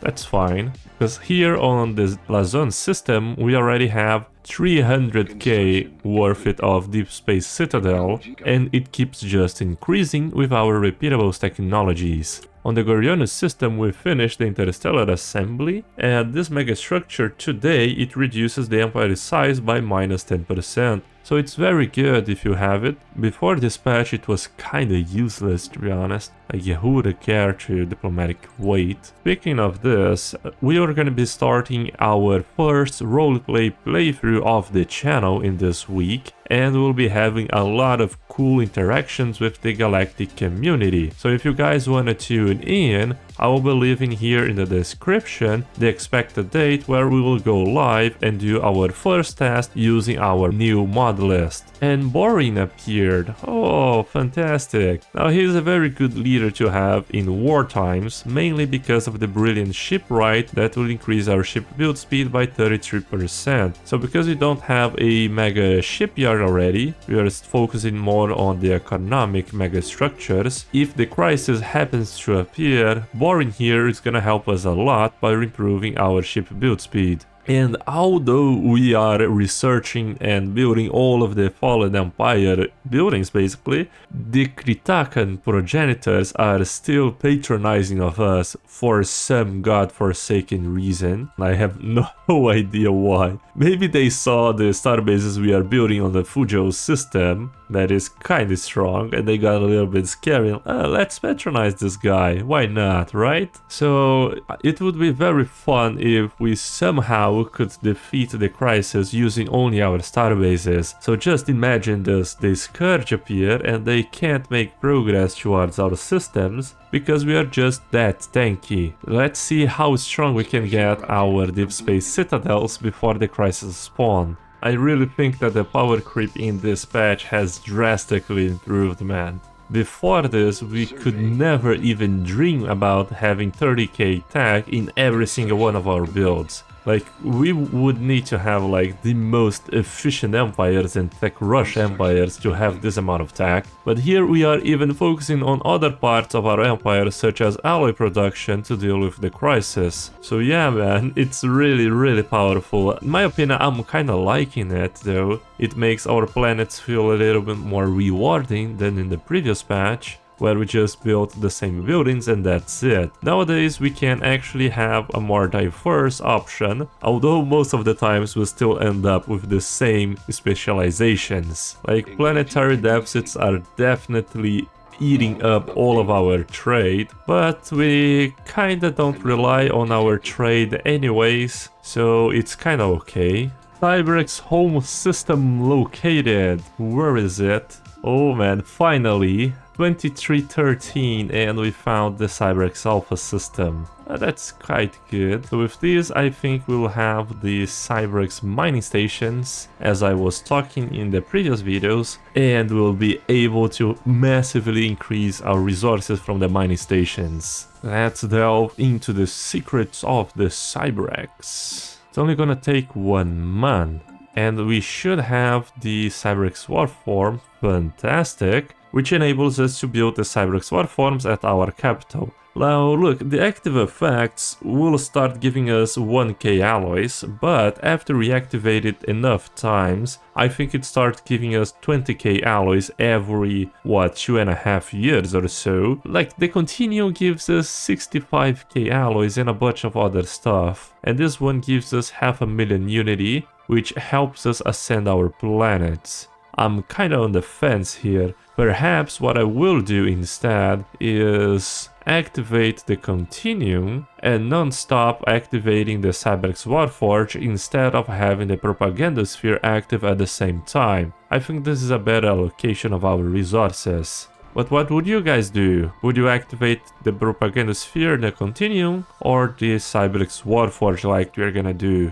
Now we gain tech, progress towards the Civics Mining Hub, and we just need to go ahead and research it. Now with this technology we can go ahead to our systems where we build our arc furnaces and just replace something like the hydroponics bay for the Civics mining hub, which will increase the mining station output by 100%. Thankfully we have star bases on all the systems we built on arc furnace because we did that preemptively. And it took a while, but we eventually got the artificial dragon scales from the Ether Drake. I think it is from the Ether Drake that you get it, right? And it is kinda insane the amount of armor points we get. This will greatly improve our ships. So let's activate the Continuum and have all of these resources. Fantastic. Now we use the lateral artifacting and activate the Civics Warforge. Here on the Lazone system, every single one of our deep space citadels have more than 450k fleet power, and our starbase has over 300k. If we combine all of our stations, we surpass the 2 million fleet power mark, and they also have some crazy shield and armor hardening, making it extra hard for them to be taken down. So our plan is to reinforce our empire the best way possible, making the true Turtle Empire to perhaps even defeat the 25 times crisis using only our starbases. But let me tell you, my friends, that's not gonna be easy, because the endgame crisis at 25 times the strength, they have like what, 10-20 million fleet power, and although our deep space citadels are strong, they are not immortal. Much the other way around. If the endgame crisis happens to fire a single shot at our deep space citadel, I have no doubt that it will one-shot our defenses. So ideally, we could either research more repeatables in the defensive slots, but that would decrease our damage, or I don't know, maybe we could have some mid-shield ships in the front. We'll have to see. And speaking of mid-shields, now that we have our main fleet here, this fleet will all have the defensive slots and be extremely powerful. We'll start designing our first batch of disposable battleships. But actually, what are disposable battleships? Well, it's quite the opposite of Plo Koon said to the clones. It is expendable. You can build tons and tons of it, you don't care if they are destroyed, all it matters is that they can dish out the most amount of damage. In our case, we'll go with all penetrating weapons. The main one will be the focused arc emitter. We could go with a ship design like this, it will also be powerful. Perhaps we should go with empty, just the focused arc emitter though, because it reduces our cost by $300, which is very much, especially because we will be dumping out tons and tons of these bad boys. So with this design, the main goal is to stay at long range, firing the focused arc emitter, whilst having insane amount of sublight speed. What I think I'm gonna do is actually reinforce it with some strike crafts, because the strike crafts, my friends, they are quite useful against the crisis. If we have enough of them, we can swarm them in. And I'm doing repeatables in the strike craft department, so it will do a lot of damage nonetheless. And the cost is, yeah, it's quite high, 160 alloys, but the amount of damage output we'll have with the strike crafts, I think it's worth it. Well, actually I will have two classes of expendable, the first and the second, and we'll see in battle which one is better. What? The Gox Chroniclers decided to do some tricks and send in their fleet through a wormhole. And they're so dumb, we have just a nearby fleet. Just gonna destroy them. Just like that, should be a pretty easy win. Oh, we still lost 4 battleships. Okay. One thing we need to do is increase our naval cap, man. It's still so low. However, I don't have many ideas here, perhaps shifting one of our worlds into a soldier job world. But which one should we do it? I'm thinking about perhaps the Unification Center, like it is producing us more than 6,000 unity per month, and with this extra unity we are ascending our planets. Like our capital level 10, this one already, this one as well, level 5, this a level 10, 7 and etc. So we are slowly ascending our planets and reducing our empire size, and all of our unity comes from there. And the reason I'm so worried about our naval cap is that we have so much alloy production that we can fill up, like, I think we can fill up 10k naval cap here, if we could have the naval cap, that is. Because it only costs 23,000 alloys to reinforce one fleet of expendables class 1, which are the most expensive ones because they have 2 advanced strike crafts. So let's see, we reinforce everything here, we still have 32k alloys, and we activate the continue for the second time, because although we activated the lateral artifacting, it worked and we can activate this relic. I don't know how, but okay, let's try that. Alright, it worked. And now we have 100k alloys again, and we can build 1, 2, 3, 4, 5 more of these bad boys. Even more, 6 of them. So you see where I'm getting, right? We just need to buy a little bit of dark matter, which is fine. And now that should put us at almost 4k naval cap, although we only have 1,500. Oh, okay, the Awakened Empire declared war on us. Let's put all of our starbase to test now. Almost 500,000 each. I highly doubt they can deal any damage to us at this point. Oh, they are retreating? Why? Nope, I think they were just waiting for the other fleet. What? Okay. Well, since they are reinforcing, we'll do the same. It's only fair. It's not that I'm scared about a silly 3 million fleet power of a fallen empire. Not at all. But just in case, right? Things are working so fine for us. Alright, let's see. Things are looking good. Things are looking fantastic. Look at the range of these weapons, man. It's so insane. Ships upgraded. And we completely annihilated them. Let's see the damage report. We only lost 3 defensive platforms, and most of our damage was dealt through the ion cannons. Alright. Oh, and they have the focus archimeter, that's why they sucked so much. We have a genius armorer as our commander, and we also activated the astral shielding, giving us plus 25% shield hardening. So they got completely fisted. Too bad the war exhaustion doesn't even add up, like they lost 150 ships, but it's still at 17%. Fallen empires are busted in that regard. Sentry array completed. Well secluded, I can see all. And the whole galaxy is now in our sensor range. Let's start establishing contact with everyone that we don't know for some reason. And we can have a pretty good idea about all of the fleet. There are some interesting people here. Yeah, what is the aberrant?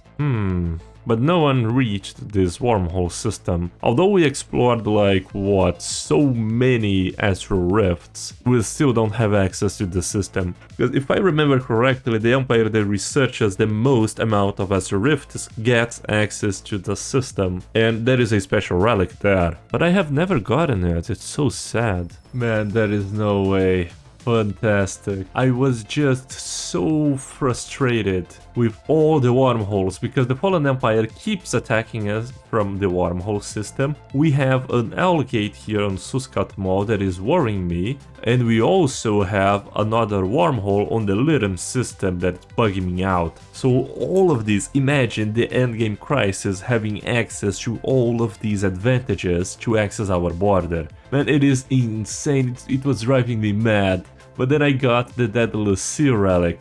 You cannot know how happy I am. It places a lock on all wormholes and alligates within our borders for 5 years, so we don't have to worry about neither one of these. Yeah, so good, man, so good. What we can do is have this activated at the same time as the continuum using the lateral artifacting. That's fantastic. You can't know how alleviated I am. And our fleets are starting to become a problem for us. Although I managed to increase our naval cap by another 800, it was still definitely not enough. We are also about to be nominated Custodian. After we be Custodian, we create the GDF fleet, which is gonna help us a little bit. And we also use the Resolution to increase our naval cap by 150. Another thing we can do is go for the Mutual Defense Resolutions. At the highest level we get plus 50% naval cap. Obviously it comes at a cost of plus 25% ship upkeep, but I think that's better than having plus 64%. Galactic Custodian appointed. Fantastic, my friends. Let's go ahead and as our first resolution, we will have the Galactic Mobilization, increasing our naval cap by 150. Later on, we can remove the Custodianship term limit and create the Galactic Imperium. Here on Dojak Prime, instead of specializing it even further in alloy production, it is already producing us 2.5k. What I'm thinking about doing is actually setting up a planetary defense fortress. This way we'll improve our overall naval cap and field more fleets, because at this point it is the only thing holding us back. What I will also do, since we are restoring the ring worlds on Civics Alpha, we are gonna need a lot of population to fill this in, and due to our already pretty high amount of pops, our pop assembly is quite low at only 8 per month. So I'm gonna utilize the Fallen Empires that declared war on us to expand our population. And how do you do that action? Well, my friends, we assimilate them. I think in our Cyberx Alpha Prime we should establish an energy generation world, because this ship upkeep only tends to get higher and higher the more naval cap we have. Now that we have all of our fleets stationed on the Ugarasti system, we can start moving on to claiming all of the Fallen Empire systems. Oh man, look, just by moving our fleets away, we already have a minus 4,000 energy credit deficit. Yeah boy, it's not looking good.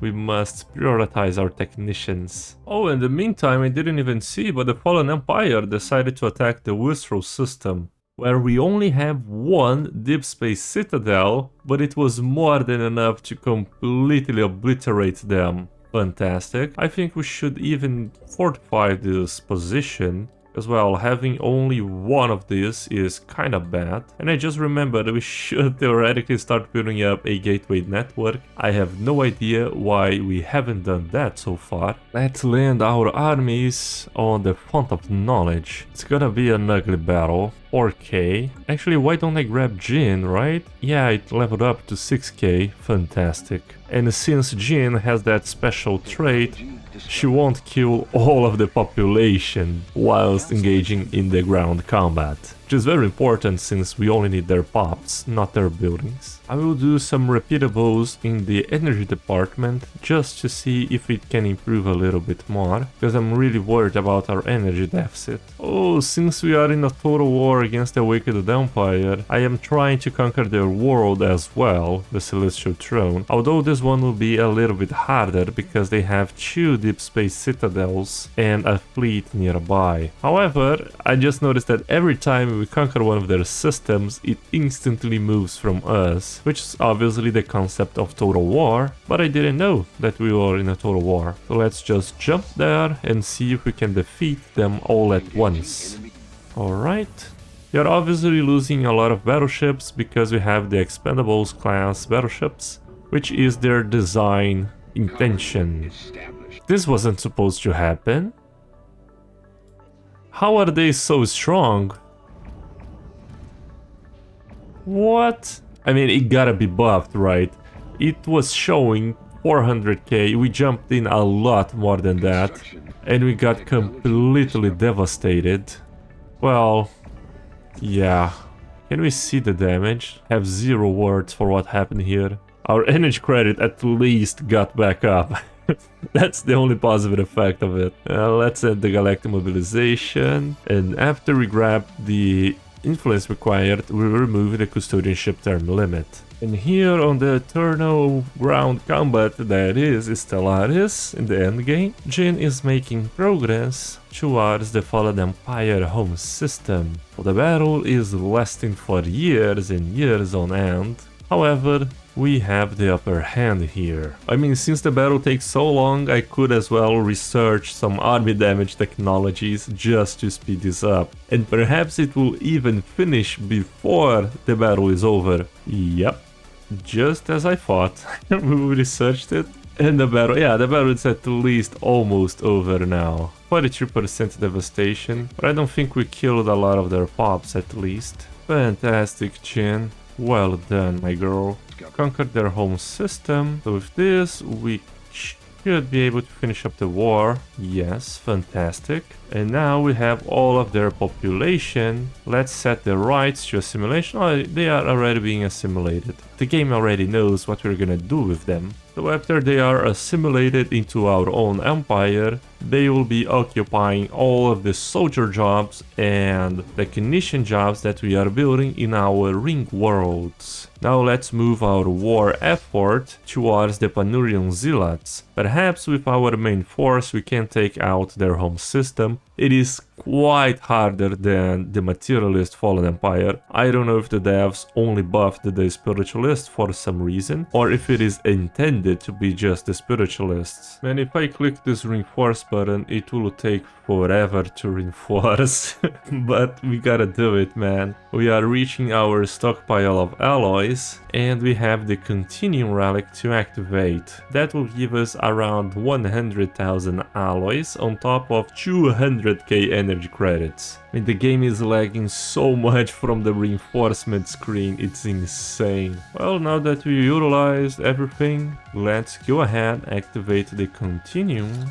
After we have the necessary astral threats, we activate this option, and then we have our Daedalus seal finally. There we go, Daedalus seal activated. All of our wormholes and null gates are now secured, man. Such a wonderful sight. Yeah, look at the reinforcement screen. I think that there is still more to come from this. Now let's jump our main force in their home system. We only have a 400k fleet nearby, but I think that we, as a 2 million fleet power, should take them out, right? Let's see if that's the case. Alright, we instantly killed one of their starbase. Completely different scenario than before. Fantastic, just such an easy win. And now take out their fleet. The swarm of strikecraft. Alright, now let's send Jin to take care of their worlds. A celestial throne. 5,000 armies, okay. One planet conquered by Jin. Now let's send her to conquer another one. Well, she suffered quite some losses. She had a 9,000 army. My main concern is really the energy credits. We are losing 4,000 now, although we are improving our naval cap tremendously well. Like, something that I am seeing that is very problematic is that assimilation takes so much in the current patch. I don't know if it assimilates for every planet, or if it is something like an empire-wide assimilation. Let me just check that out real quick. Well, I resettled a lot of the synthetic pops. Before, we were assimilating like 100 per month. It was the maximum amount. Let's see if it changes. Oh yeah, it definitely changed. Alright, I'm so dumb. So in order for us to assimilate them quicker, we should resettle them for every single one of our planets. So they are processed by planets and not by pops. So it doesn't matter how many pops you have, you just need to put them on all of your planets. That way it will go quicker. We have conquered the Sky Temple world, and there is still one more remaining. all rest. How many? Oh, only 140 pops. That should be a very easy conquer for Jin. Now with this we should settle status quo and grab their system as well. Fantastic, settle status quo with Panuidan Zealots, and now we have more pops than ever. To be honest, we have around 25,000 new pops to be assimilated by us still, and we have 4 ring world sections on Civics Alpha to colonize and build everything that we need there. But to be honest, I'm kind of thinking that the urban segments are kind of underwhelming. Alright, I thought they would be stronger. Our defensive platforms already reached 600,000 across the board, so we are in a very good position to defend ourselves against the crisis. Our military also improved by a lot. Although here it says that it only has 350k naval power, the actual power of our ships is much higher than that. In my opinion,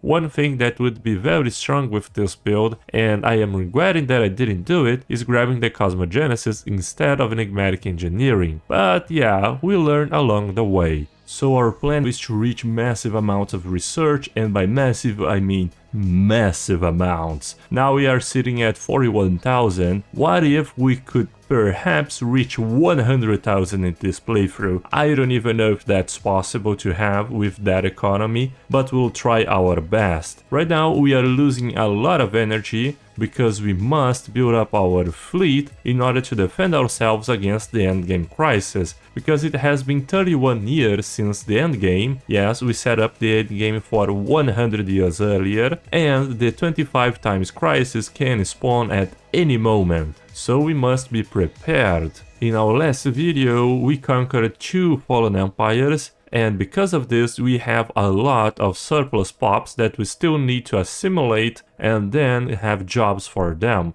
Thankfully, we figured out the Cyberx Alpha system. It took a while, but eventually we got here. And now we can fully upgrade all of our ring sections to have every type of job that we want to. I think that in the end we will shift the meritocracy for Dark Consortium Civic for one simple fact. We'll have access to the Dark Matter Edicts, and those edicts are kinda good because they are monthly resource production. And monthly resource production scales with our resource production multiplicatively, so its effects are actually much more than just a regular modifier. On top of that, we will have more dark matter production, which will enable us to field more fleets with the dark matter components, because those ones are kinda expensive and they are very good to have on your ships. So this way we can stop buying dark matter from the market just to fill up our fleet. With this change we go from producing 15 dark matter to almost 200, and now we can go here and activate all of these powerful edicts, giving us more cloaking and detection, monthly alloys, monthly energy credits, and monthly research. Fantastic.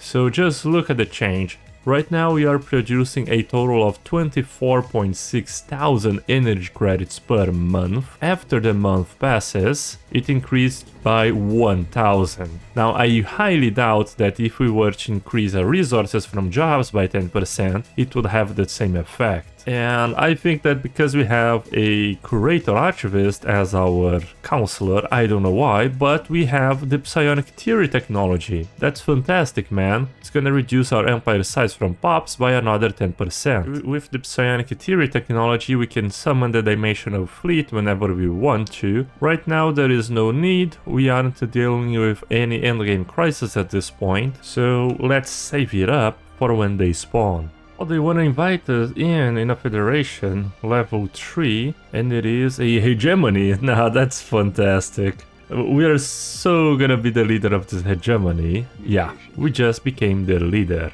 Fantastic. So I did a little bit of renaming just so we can figure out which fleet is which. And right now we have a total of 13 infinity fleets, which are comprised of these battleships and also accompanied by a Firebird Titan. We also have 7 carrion fleets, which are the carrier variants, 10 Expendables class 1 fleet, so a grand total of 37 fleets accounting for our Federation Armada. We are very strong at this point in the game, but I plan on increasing even further our naval cap and having even more ships. For the ghost signal, the contingency is the first crisis. Now, it isn't the easiest crisis to begin with, definitely not, and it's kind of tough because we will have to retrofit all of our ships to remove the sapient combat computers. So yeah, that's gonna be a little bit of handwork from me, but eventually we'll get there. The problem with the contingency is that depending on their starbases, it's gonna be quite hard for us to defend ourselves. Because well, if they have like 2 systems, one on each other side of our empire, their fleets will be constantly roaming towards our systems, and the contingency have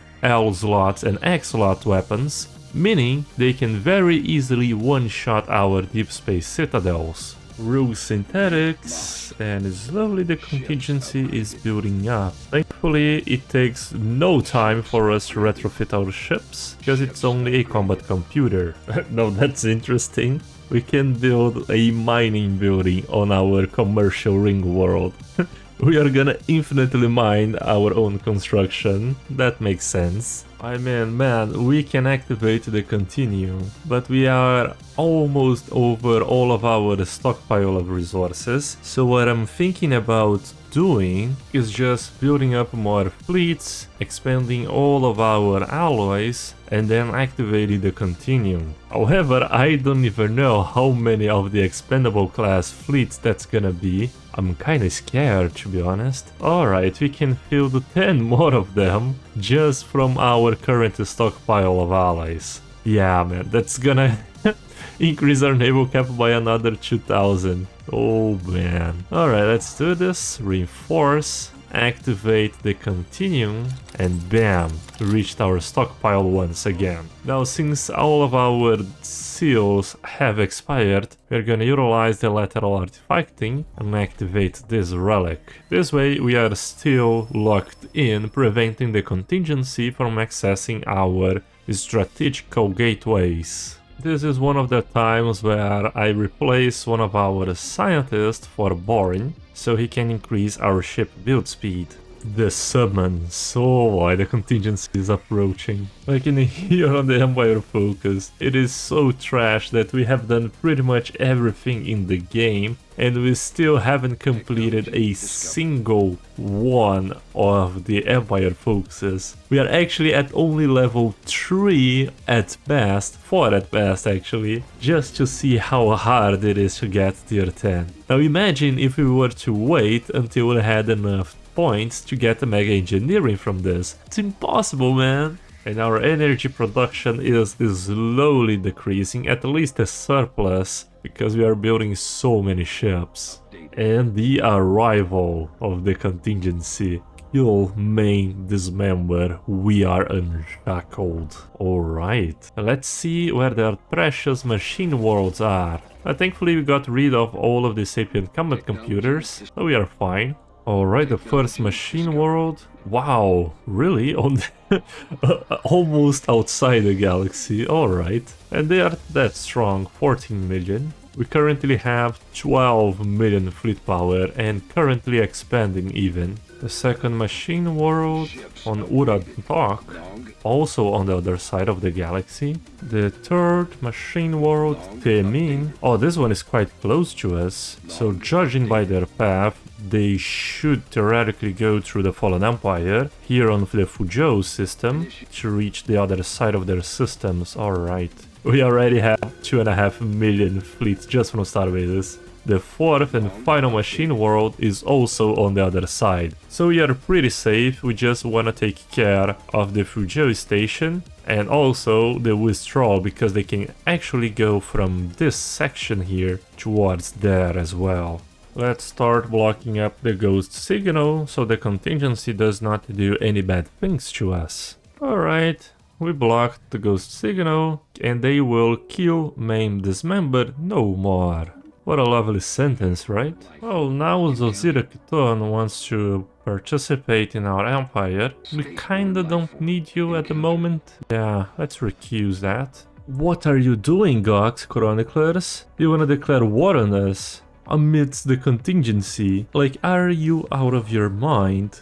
One of our fleets is stronger than your entire empire at this point. Now that the contingency will start to decimate everyone, let's change our policies to refugee welcome, and if someone happens to enter our borders, we just assimilate them into our own kind. Now, having reached our stockpile of alloys, perhaps we should start building up more infinity fleets, since they are quite more powerful than the regular expendable ones, just because of the defensive slots. We can build 6 more of them, that's gonna cost us 260k alloys, and have us at 10.8 thousand naval capacity. I mean, the endgame lag is so much at this point, it's taking like 3 seconds to each year pass. But perhaps it's because we have so many ships that even the UI cannot support it. We are kind of insane right now. That is without even accounting our defensive stations. Oh, I just found this scavenger bot, I'm so dumb, it was sitting around all this time. Let's send in our juggernaut and have it to destroy the scavenger bot so we can grab the scavenger trait.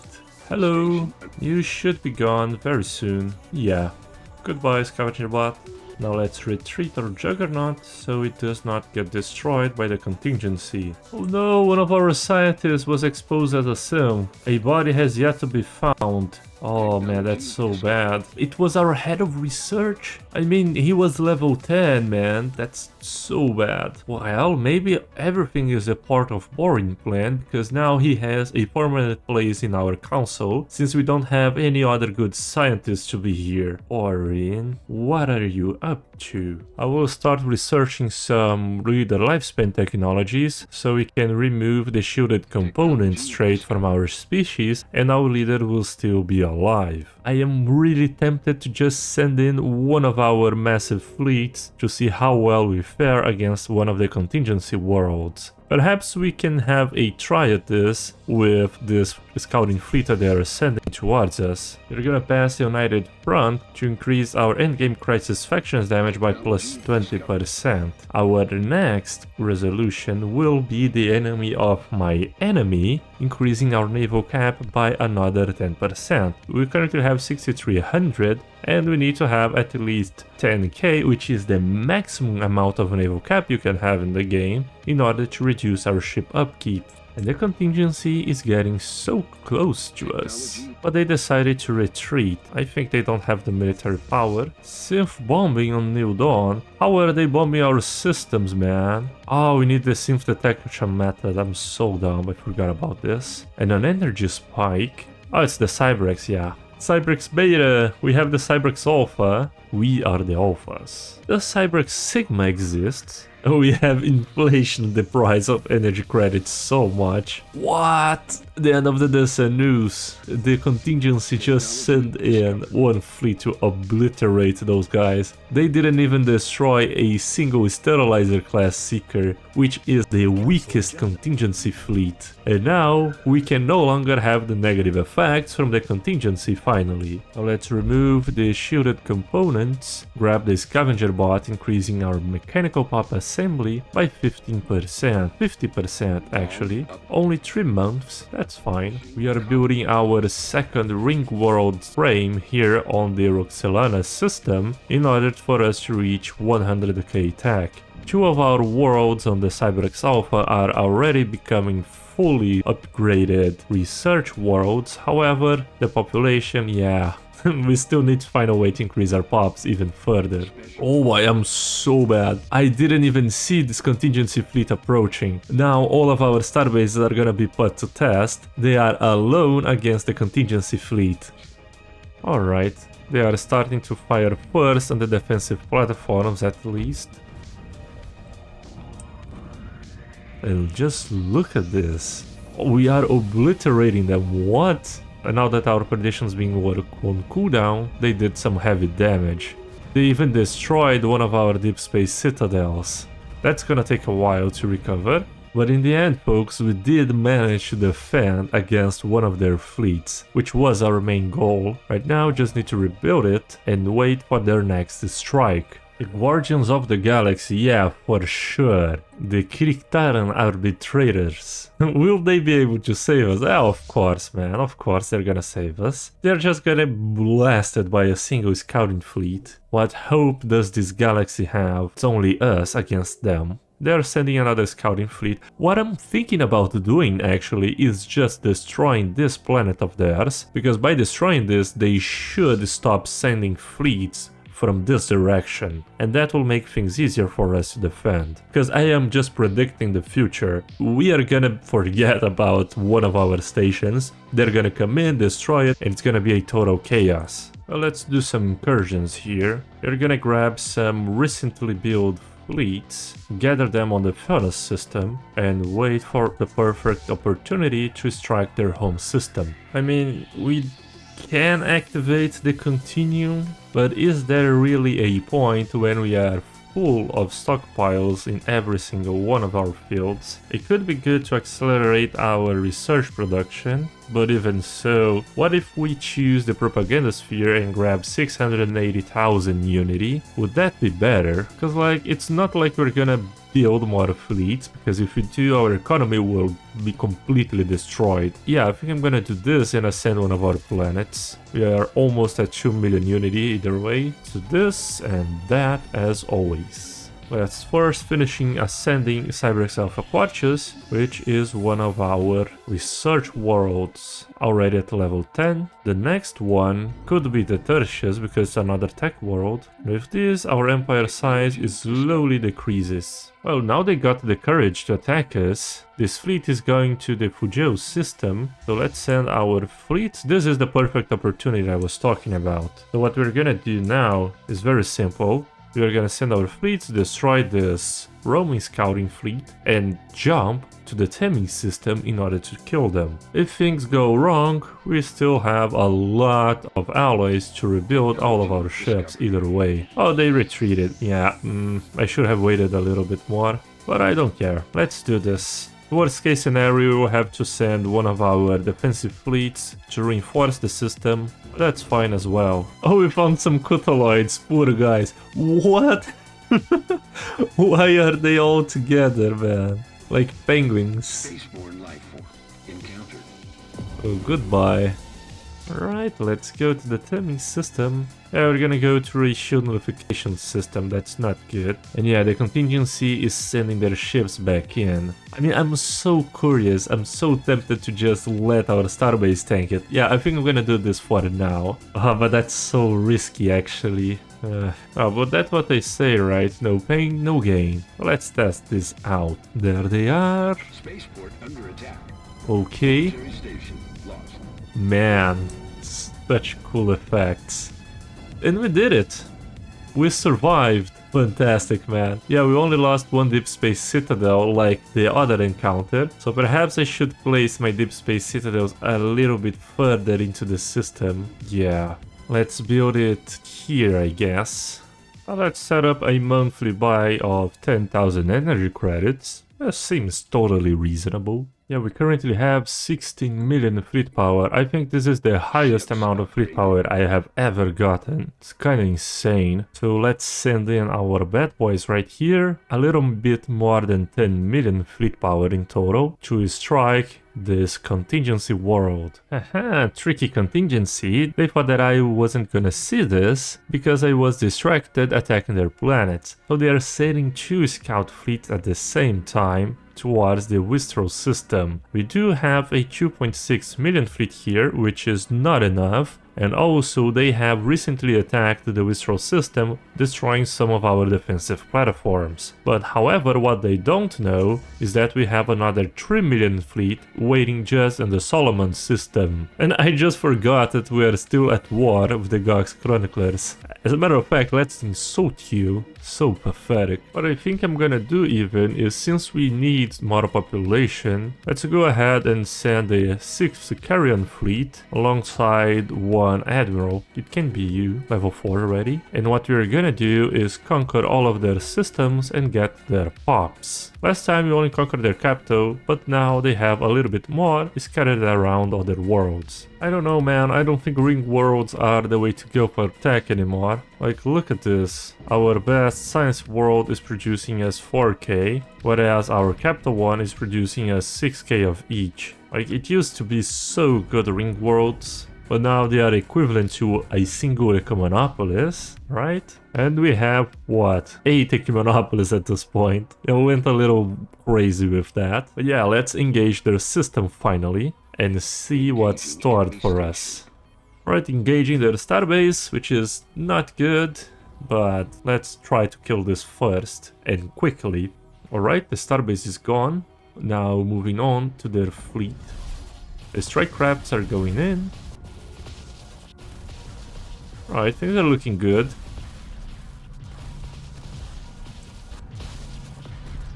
Just a massive swarm of battleships. It isn't even swarm of strike crafts.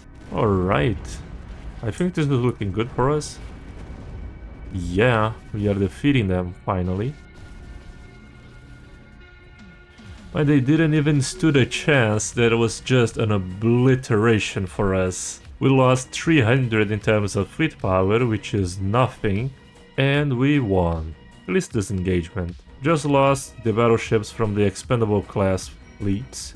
So that's fine. Now let's orbital bombard their system and destroy it to make it safer for us. Yeah, they're almost going through the Wistro system, so let's send our fleet there to reinforce. Oh, really, man? Nah, that's so bullshit. They spawned in whilst we were orbital bombarding their system. This is gonna be a tragedy for us. We are gonna lose so many battleships. At least it's gonna stabilize our economy, I think. Yeah, it's not looking good. It fixed our naval capacity UI at least. Oh boy. At least we'll have a better use for our ally production now. Let's stop buying the energy. Because we lost around 5,000 in terms of naval capacity. Yep, we had 3 million, now we have 7 million. So we lost a total of 3 million fleet power. And they are striking the Wistro system as well. This time we have a defensive fleet, so it should be a lot easier than before. Yes, fantastic. Just don't die, space station, please. Fantastic. Well, this is a good time to start reinforcing everyone. 420,000 alloys, kinda expensive. As it should be, right? We lost basically half of our military. That's troubling. The contingency is making way through the Owl Gate, and they could strike us from here. Although I don't think it is probable that they will do this, I think they're gonna go from the top side of the galaxy there. And Zonder, well, Zonder I accept, he is a very good general. Welcome, my friend. And it's actually taking so damn long for us to destroy this planet that I'm even worried that the contingency will spawn another fleet whilst we are orbital bombarding it. If that happens, I'm gonna lose my mind. And here they are engaging us again. They just don't learn, do they? It's infinite regeneration against infinite regeneration at this point. Both of us can send reinforcements forever, so it should be fine, and they should also be fine. Machine world destroyed, finally! Just as the contingency was sending one of their reinforcements. Although we didn't reach 100k research per month, we did increase it a lot by 24,000, and our fleet power is tremendously high at this point. So I hope you guys enjoyed today's video. We'll be continuing in this playthrough. Perhaps this time we can defeat the 300 times crisis. Who knows? But things are starting to be a little bit laggy on my end, so I don't know for how much longer we'll stay in this playthrough. But as always everyone, if you guys enjoyed it, don't forget to leave that like button, and I will see you guys next time! So our plan is to reach massive amounts of research, and by massive I mean massive amounts. Now we are sitting at 41,000. What if we could perhaps reach 100,000 in this playthrough? I don't even know if that's possible to have with that economy, but we'll try our best. Right now we are losing a lot of energy because we must build up our fleet in order to defend ourselves against the endgame crisis, because it has been 31 years since the endgame. Yes, we set up the endgame for 100 years earlier, and the 25 times crisis can spawn at any moment, so we must be prepared.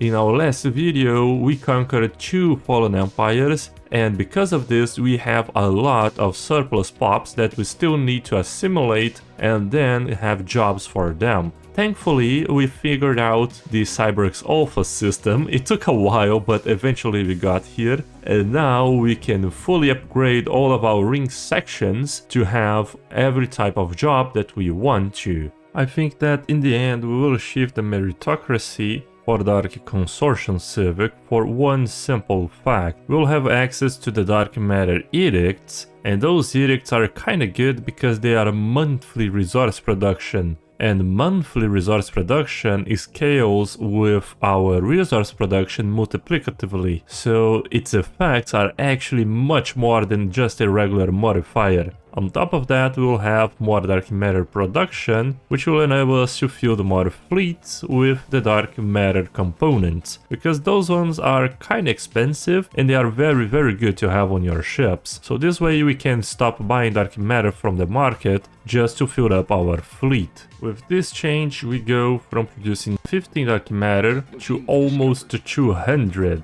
and now we can go here and activate all of these powerful edicts, giving us more cloaking and detection, monthly alloys, monthly energy credits, and monthly research. Fantastic.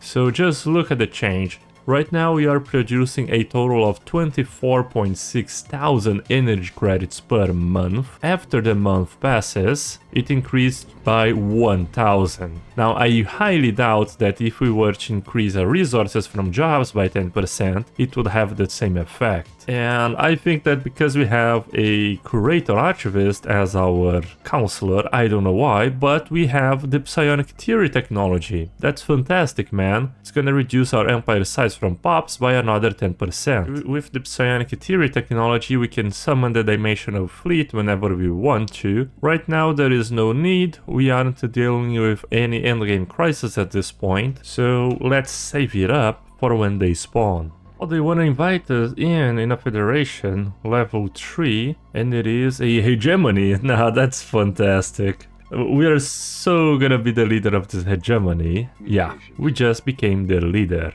Fantastic. So I did a little bit of renaming just so we can figure out which fleet is which. And right now we have a total of 13 infinity fleets, which are comprised of these battleships and also accompanied by a Firebird Titan. We also have 7 Carrion fleets, which are the carrier variants, 10 Expendables Class 1 fleet, so a grand total of 37 fleets accounting for our Federation Armada. We are very strong at this point in the game, but I plan on increasing even further our naval cap and having even more ships. But the ghost signal, the contingency, is the first crisis. Now, it isn't the easiest crisis to begin with, definitely not, and it's kind of tough because we will have to retrofit all of our ships to remove the sapient combat computers. So yeah, that's gonna be a little bit of handwork from me, but eventually we'll get there.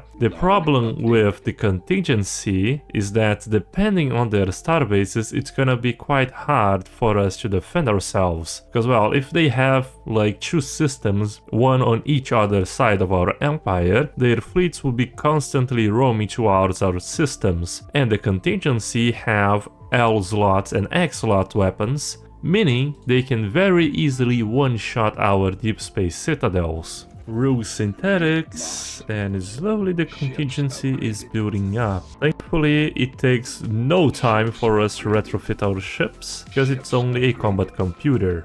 No, that's interesting. We can build a mining building on our commercial ring world.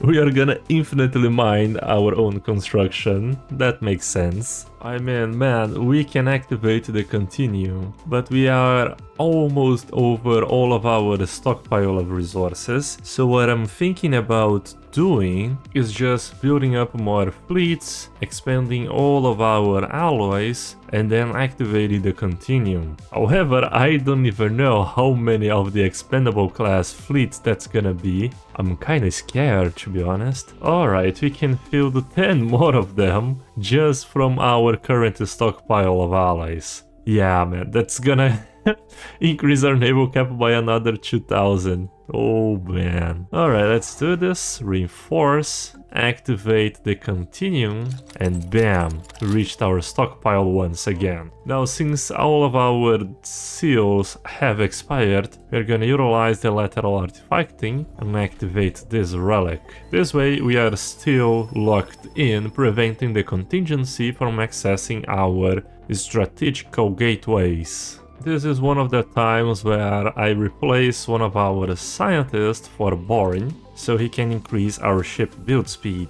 The summon, so why the contingency is approaching. I can hear on the Empire focus. It is so trash that we have done pretty much everything in the game and we still haven't completed a single one of the Empire focuses. We are actually at only level 3 at best, 4 at best actually, just to see how hard it is to get tier 10. Now imagine if we were to wait until we had enough points to get the mega engineering from this. It's impossible, man. And our energy production is slowly decreasing, at least a surplus, because we are building so many ships. And the arrival of the contingency. Kill, main, dismember, we are unshackled. Alright, let's see where their precious machine worlds are. Thankfully we got rid of all of the sapient combat computers, so we are fine. Alright, the first machine world. Wow, really? On almost outside the galaxy. Alright. And they are that strong, 14 million. We currently have 12 million fleet power and currently expanding even. The second machine world on Uratok, also on the other side of the galaxy. The third machine world, Temin. Oh, this one is quite close to us. So judging by their path, they should theoretically go through the Fallen Empire here on the Fuzhou system to reach the other side of their systems. Alright. We already have 2.5 million fleets just from starbases. The fourth and final machine world is also on the other side. So we are pretty safe, we just wanna take care of the Fuzhou station and also the withdrawal, because they can actually go from this section here towards there as well. Let's start blocking up the ghost signal so the contingency does not do any bad things to us. Alright, we blocked the ghost signal and they will kill, maim, dismember no more. What a lovely sentence, right? Well, now Zozira Kiton wants to participate in our empire. We kinda don't need you at the moment. Yeah, let's recuse that. What are you doing, Gox Chroniclers? You wanna declare war on us? Amidst the contingency? Like, are you out of your mind? One of our fleets is stronger than your entire empire at this point. Now that the contingency will start to decimate everyone, let's change our policies to refugee welcome, and if someone happens to enter our borders, we just assimilate them into our own kind. Now, having reached our stockpile of alloys, perhaps we should start building up more infinity fleets, since they are quite more powerful than the regular expendable ones, just because of the defensive slots. We can build 6 more of them, that's gonna cost us 260k alloys, and have us at 10.8 thousand naval capacity. I mean, the endgame lag is so much at this point, it's taking like 3 seconds to each year pass. But perhaps it's because we have so many ships that even the UI cannot support it. We are kind of insane right now. That is without even accounting our defensive stations. Oh, I just found this scavenger bot, I'm so dumb, it was sitting around all this time. Let's send in our Juggernaut and have it to destroy the scavenger bot so we can grab the scavenger trait. Hello, you should be gone very soon. Yeah. Goodbye, scavenger bot. Now let's retreat our Juggernaut so it does not get destroyed by the contingency. Oh no, one of our scientists was exposed as a sim. A body has yet to be found. Oh man, that's so bad. It was our head of research? I mean, he was level 10, man. That's so bad. Well, maybe everything is a part of boring plan, because now he has a permanent place in our council, since we don't have any other good scientists to be here. Orin, what are you up to? I will start researching some reader lifespan technologies, so we can remove the shielded components trait from our species, and our leader will still be alive. I am really tempted to just send in one of our massive fleets to see how well we fare against one of the contingency worlds. Perhaps we can have a try at this with this scouting fleet that they are sending towards us. We're gonna pass the United Front to increase our endgame crisis factions damage by plus 20%.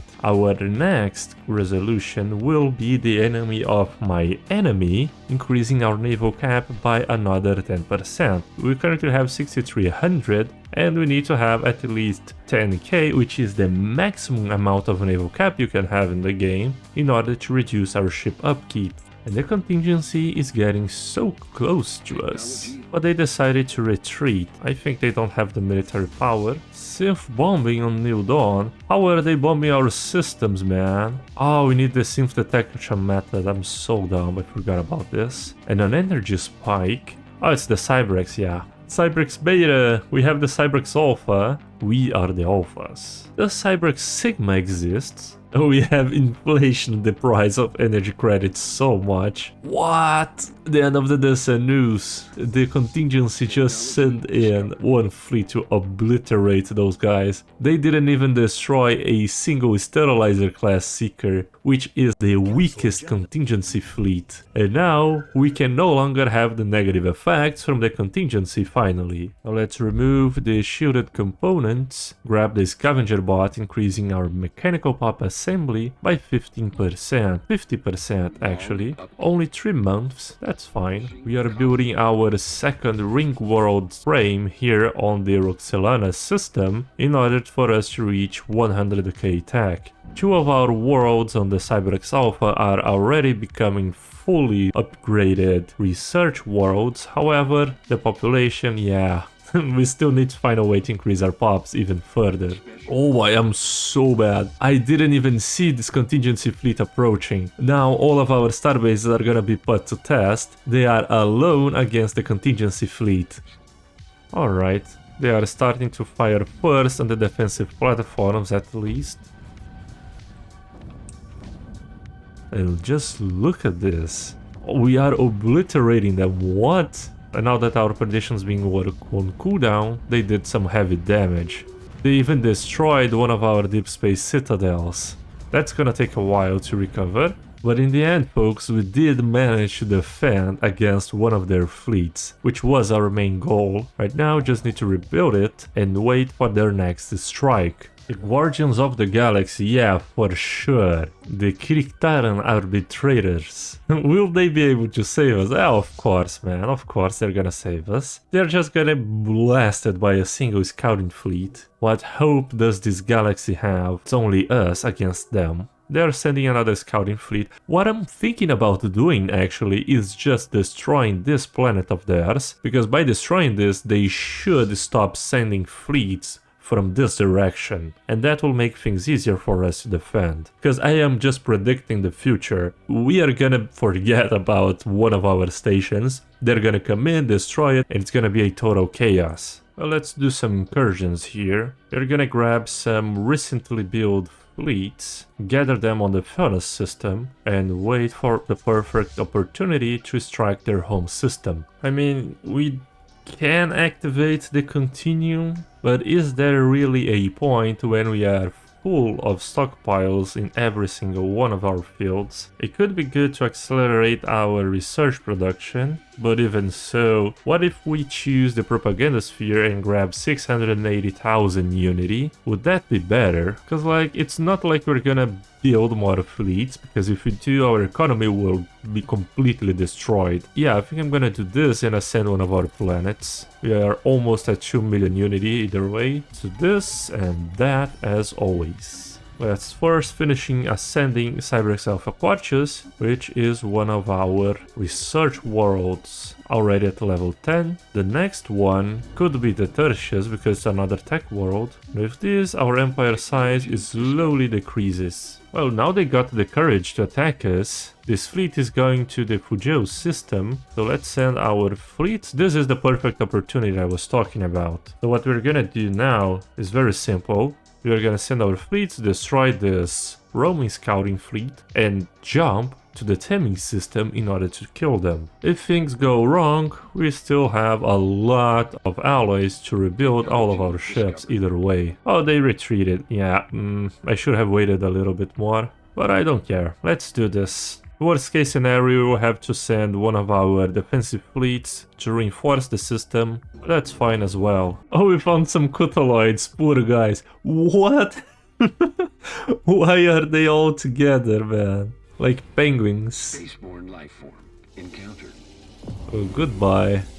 Alright, let's go to the Temming system. Yeah, we're gonna go to a shield nullification system, that's not good. And yeah, the contingency is sending their ships back in. I mean, I'm so curious, I'm so tempted to just let our starbase tank it. Yeah, I think I'm gonna do this for now. But that's so risky actually. Oh, but that's what they say, right? No pain, no gain. Let's test this out. There they are. Spaceport under attack.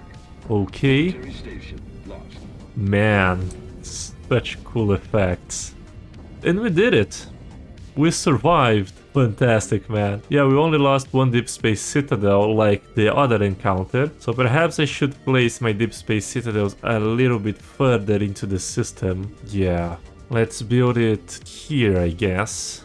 Now let's set up a monthly buy of 10,000 energy credits. That seems totally reasonable. Yeah, we currently have 16 million fleet power. I think this is the highest amount of fleet power I have ever gotten. It's kinda insane. So let's send in our bad boys right here. A little bit more than 10 million fleet power in total to strike this contingency world. Haha, tricky contingency. They thought that I wasn't gonna see this because I was distracted attacking their planets. So they are sailing 2 scout fleets at the same time towards the Wistral system. We do have a 2.6 million fleet here, which is not enough, and also they have recently attacked the Wistral system, destroying some of our defensive platforms. But however, what they don't know is that we have another 3 million fleet waiting just in the Solomon system. And I just forgot that we are still at war with the Gox Chroniclers.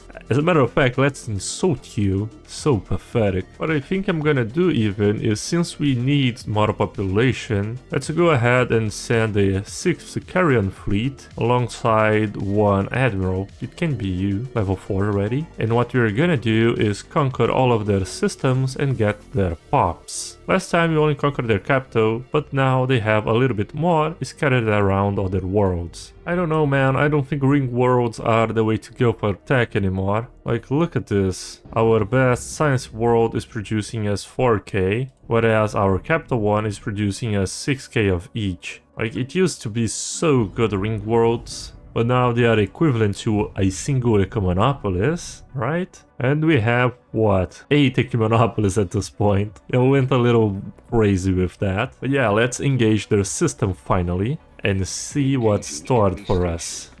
Right, engaging their starbase, which is not good, but let's try to kill this first and quickly. Alright, the starbase is gone. Now moving on to their fleet. The strike crafts are going in. Alright, things are looking good.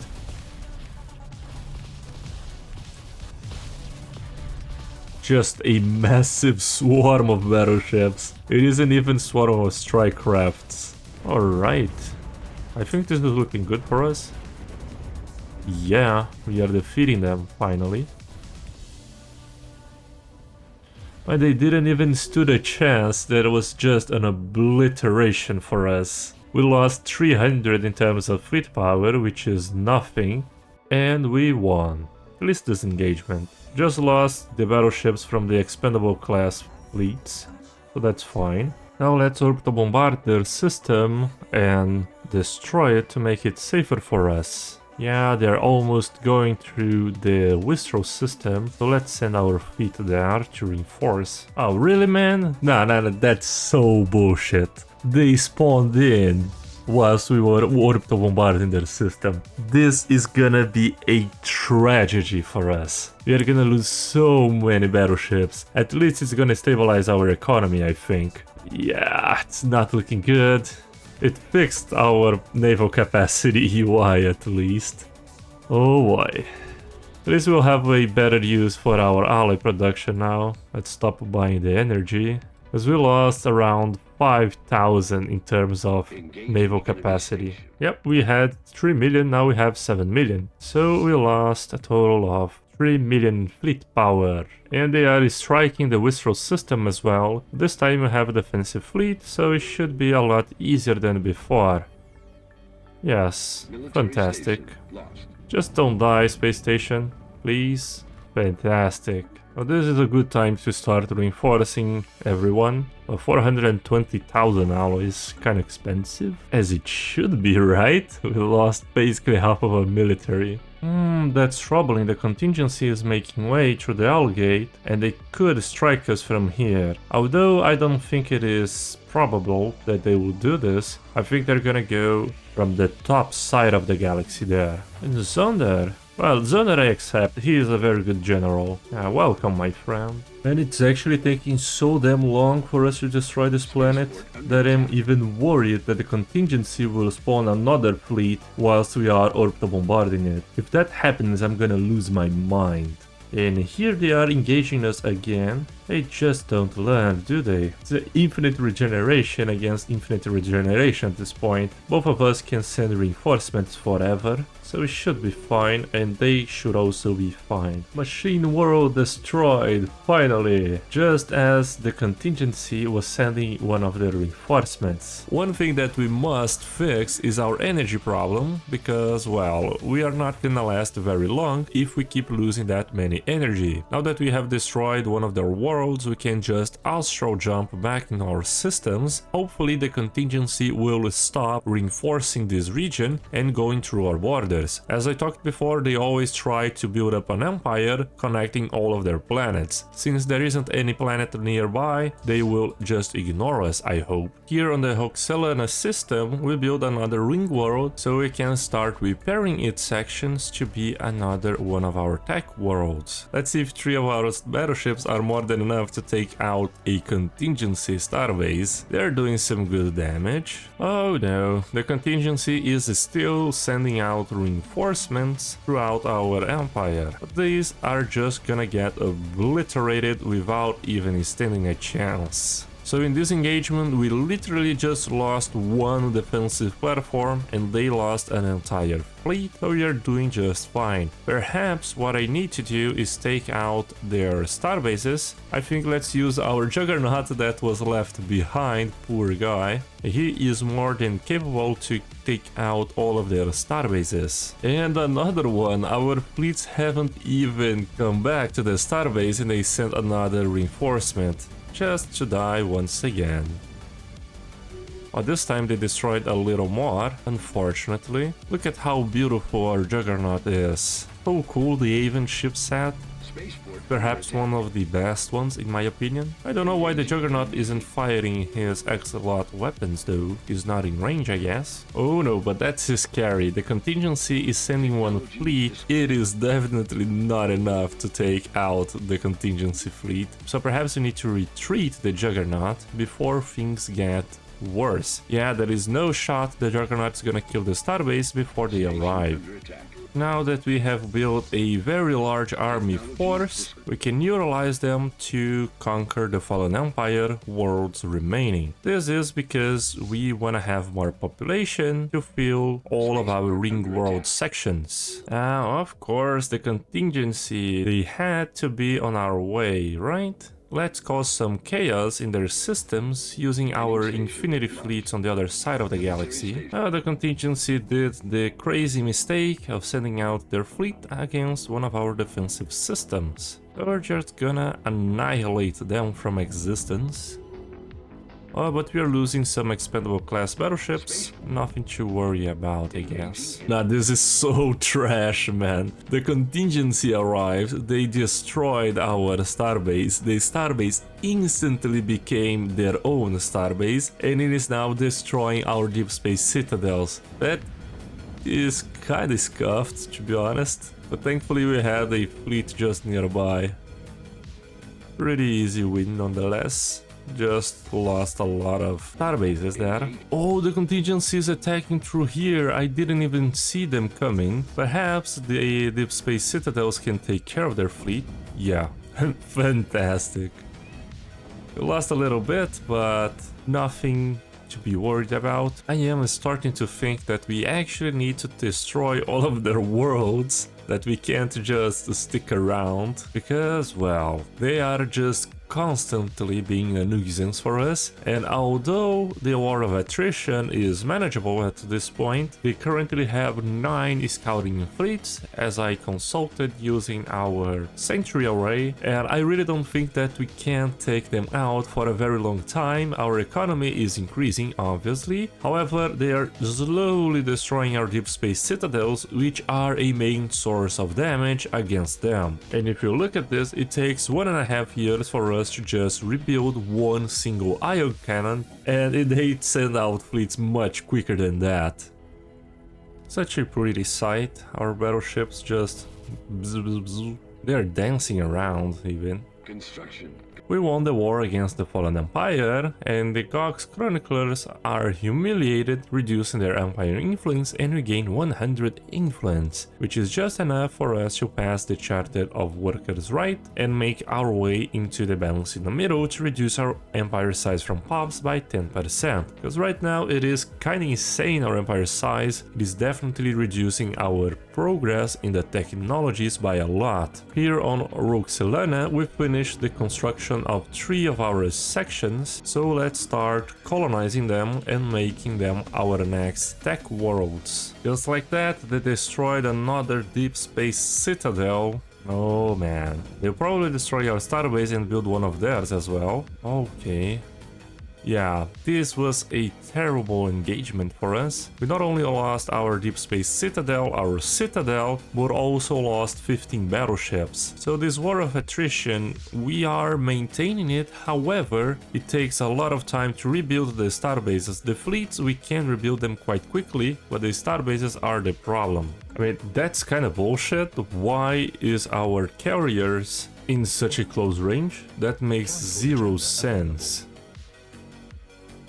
Alright, I think the combat computers just glitched in this battle, and for that we lost an entire fleet. Alright, we established the colonies on Roxelana Prime, so let's begin our research buildings. It is actually quite insane how many researchers we can have in this patch, just because of the amount of districts, and also the buildings improving their tech output are fantastic. Because in the previous patch we did not have a single building that would improve their base resource output, let alone something like a +2. I really don't understand what happened here, but out of the sudden we are losing 8,000 energy per month. Literally, I don't even know how that happened.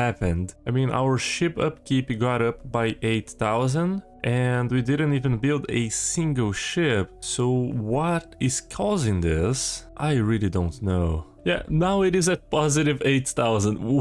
What is this, man? I really don't understand what happened there. But okay, maybe some glitch? Yeah, it is because we are buying 5,500. I just bought it so it wouldn't crash our economy. But even so, it went from a -8,000 to a positive 3,000 if we do not account for this monthly trade. So there is some bug happening here. I just don't know which. Another fleet that is gonna be destroyed, hopefully without many losses. But I highly doubt these battleships moving in close range. Yeah, we already lost a little bit of them.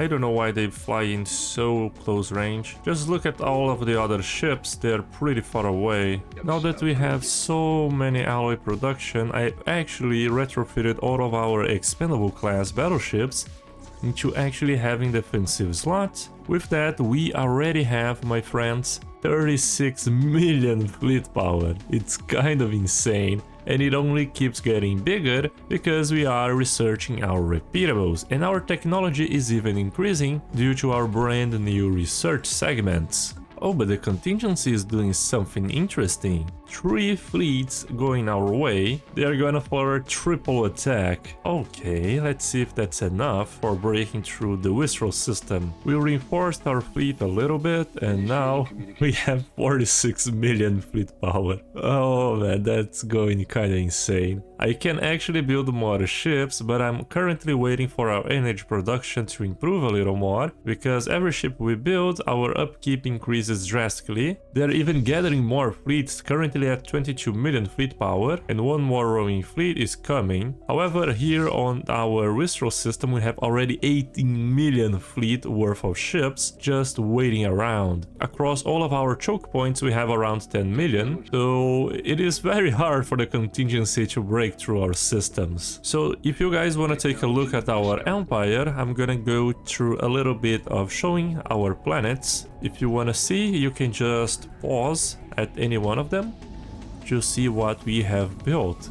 But basically we are going for the automaton building, which are kinda insane since they provide you with 50% jobs. Amazing. However, they cost a lot. 8,000 energy credits are being spent to produce all that resources. I think I'm gonna build a little more ships. Perhaps 4 more fleets is gonna cost us 157,000 alloys, but we have a pretty good production. Our 3rd ring world will be constructed as well, so we can support even more fleets, because we currently don't have a lot of them, only 11,000 naval cap. Oh, but look at this sneaky contingency. They have 3 roaming fleets. I'm gonna be honest with you, I never saw the contingency use 3 fleets to take care of one system. They usually just send 1 roaming fleet, but I don't know what got into their minds. Perhaps they saw 8 million fleet power and thought, well, we actually need a little more than just 1 roaming fleet. I'm flattered, contingency. I'm actually flattered. We will build another ring world site, our 4th ring world, and this way our empire will never stop growing, my friends. They're now thinking about whether they should go or not, because we sent a reinforcement order for another 8 million worth of our ships. Well, they decided to go in, so it's gonna be one of the biggest battles in our game. There they are. Let's see. The ion cannons look so cool, man. They are doing such a heavy work, and now our ships are going in, but they are going in close range for some reason. We are gonna lose some of our ships. Yep. The rest of our fleet are still pretty far away. I don't know why. And the reinforcements are joining in now. It's an ugly battle. We definitely had some losses here. But in the end, we managed to successfully defeat them at the cost of 3 of our fleets. Very bad battle. Well, fellas, we have 50,000 fleet power.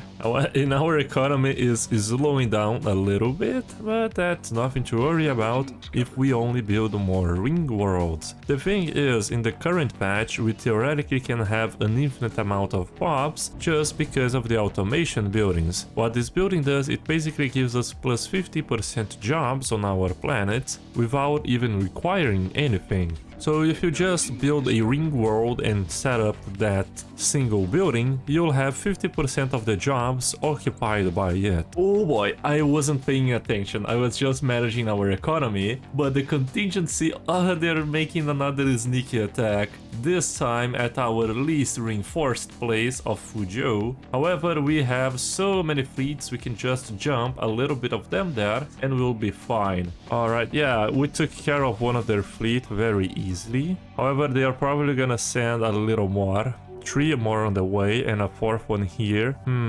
Interesting. Now, I don't know if you guys notice it, but our technology is already at 90,000. So we are getting pretty close to our goal of 100k. It's kinda insane, I have never had 100k before, but with these planetary automation buildings, it is kinda possible to have it. It's very good. I'm also gonna disband one of our unification centers, because so far we have produced a lot of unity, however it is consuming way too much unity to ascend a single planet. For instance, here on Cyberx Alpha Secundus, it's costing 288,000 unity for a single tier. So it was gonna take like ages to ascend a single planet, therefore we don't have many more uses for our Unity worlds. With the change of our unification center for a research world, we have 100,000 research every single month, my friends. That is the highest I have ever gotten in Stellaris,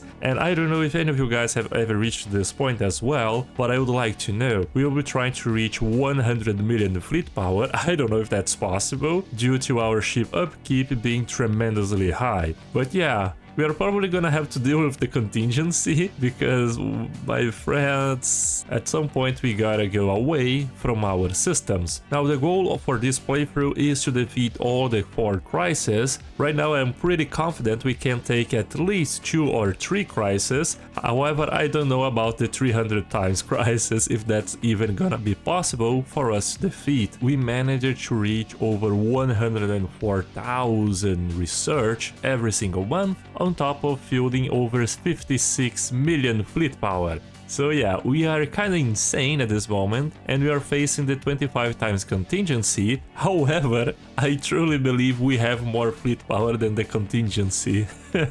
Which never happens, to be honest. We'll try to defeat the contingency right away and already move on to our next crisis, because so far we have researched a lot of repeatables, currently above 50 levels across the board, which is very strong. Now you may be wondering, Action, how did you manage to get all of this research? Well, my friends, one thing that is crucial in this patch is the automation buildings. Not this one, but this one instead. What it does, it gives you plus 50% workforce in your empire, so you can basically field infinite jobs, because by just building more ring worlds, like we are doing here, we can just build their districts and fill it up using only the automation build. We currently have a lot of pops, so that's why we have some of them still working as researchers, but later on we'll only have ring worlds completely automized to have insane amount of research. However, don't get me wrong, they are quite expensive to maintain. If you look at this, we are losing 9,500 energy every single month due to our buildings. Of course, our economy is tremendously powerful, that's why we are able to sustain it even with 13,000 naval cap. So overall we have 40,000 plus energy credits every single month, which is very good. So what we are gonna do now is, if you look at our choke points, we have 13 million here, 20 million there,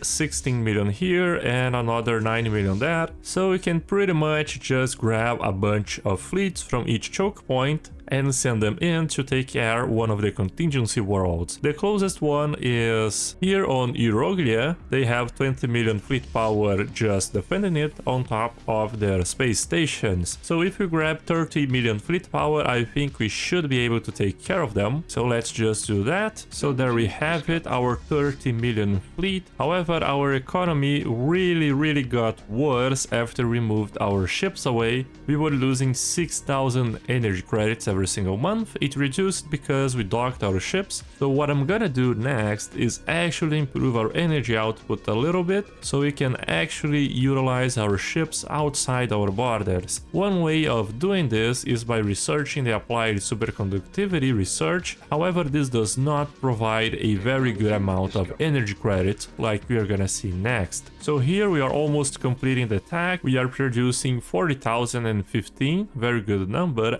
After the month passes, it went up to 40,300, so we gained 300 extra energy credits for this repeatable. Let's do this more often and see if we can stabilize our energy. What? People are gonna fail the greater than ourselves resolution just by utilizing favors. What is this, man? Nah, they gotta be kidding me. How I hate the AI sometimes, my friends. The reason is very simple. We are trying to pass the greater good to reduce the empire size from POPs by minus 10%. However, this nation right here, they are utilizing so many favors that they are having basically our diplomatic weight entirely. So there is literally no way we can pass this resolution because of this. Yeah, we could call a favor, but their diplomatic weight is so pathetic that it doesn't change a single thing. What if we tricked them?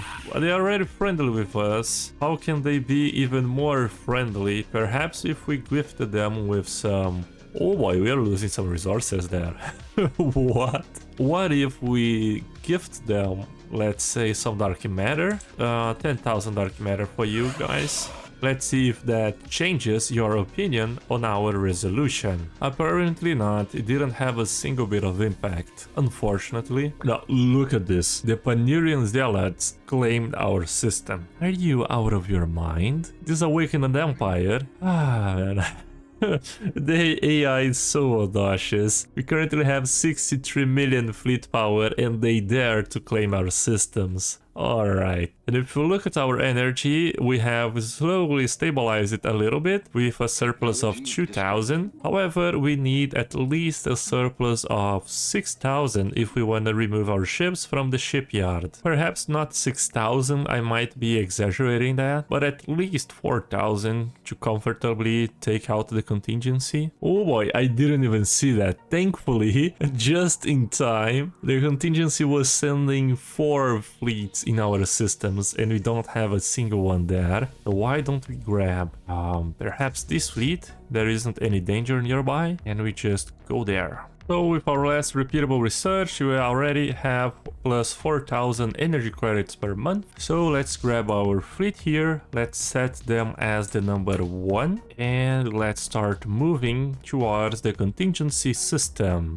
I don't think they can take care of 33 million fleet power. Let's see about that. Yeah, even with a surplus of 4,000, we are still losing 3,000 after we moved away our fleets. Oh boy, yeah, we definitely need to increase our energy a little bit more. 2 more ring sections to colonize for us. Fantastic. With that, our empire is slowly gets a little bit stronger. Now, unlike other playthroughs, we are not gonna make the mistake of using the jump drives to attack the planet. We're just gonna go through the conventional means of FTL travel. Since we are already attacking through the south region, we can utilize the fleet that was reinforcing the Lazon system to actually defend the Fuzhou. This way we don't actually need to produce another fleet that is gonna cost us even more ship upkeep. And yeah, just as we send our fleet to the contingency, go ahead and just retreat. They are really trying to penetrate our borders, however we are well aware of their plans and won't let that happen. As expected, our resolution failed because, well, the AI just sucks sometimes, and we cannot propose it for another 15 years. How wonderful that is, right? One thing that I really hope we can do is expand the overall naval cap by proclaiming the castigation. This way we'll have plus 10% naval cap of only the cost of plus 5% ship upkeep.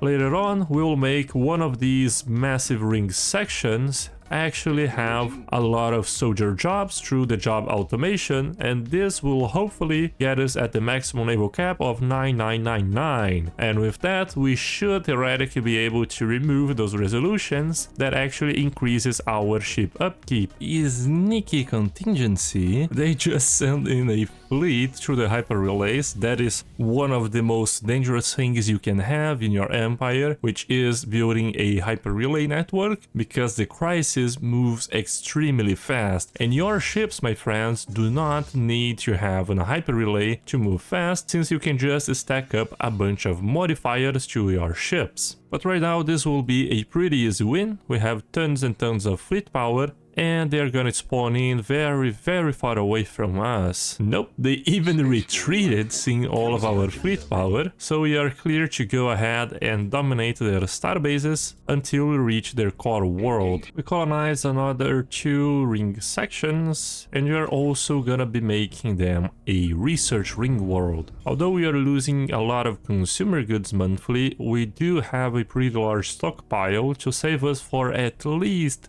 15 years, and on our Ecomonopolises we are improving our consumer good production slowly. Now we have reached the closest system to the Iroglia system, which is the contingency planet. However, if we happen to travel through the hyperlane, which was here, we are gonna end up in a pretty close range with the contingency, and all of our ships are equipped with artillery weapons that are terrible at close range. So what we are gonna do instead is we are gonna jump all of our fleets to the Magic system. We are gonna wait for the hyper jump to cool down so we don't have that negative modifier of minus 50% ship weapons damage, and then we are gonna go through the hyper lane normally and end up here in this place. This way we are at the furthest distance from their fleets and their star bases, making it much easier for us to destroy them without suffering heavy casualties. There we have it, we jumped, currently have 32 million fleet power. However, one thing that we must be aware is that not only do they have the defensive fleet, which is pretty strong at 14 million,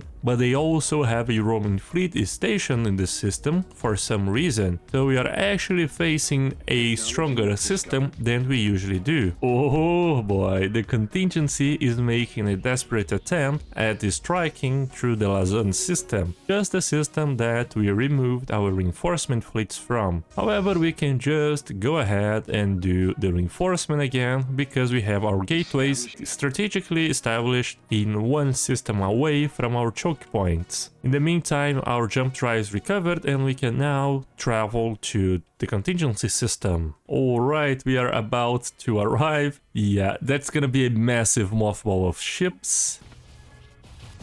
Yeah, poor contingency.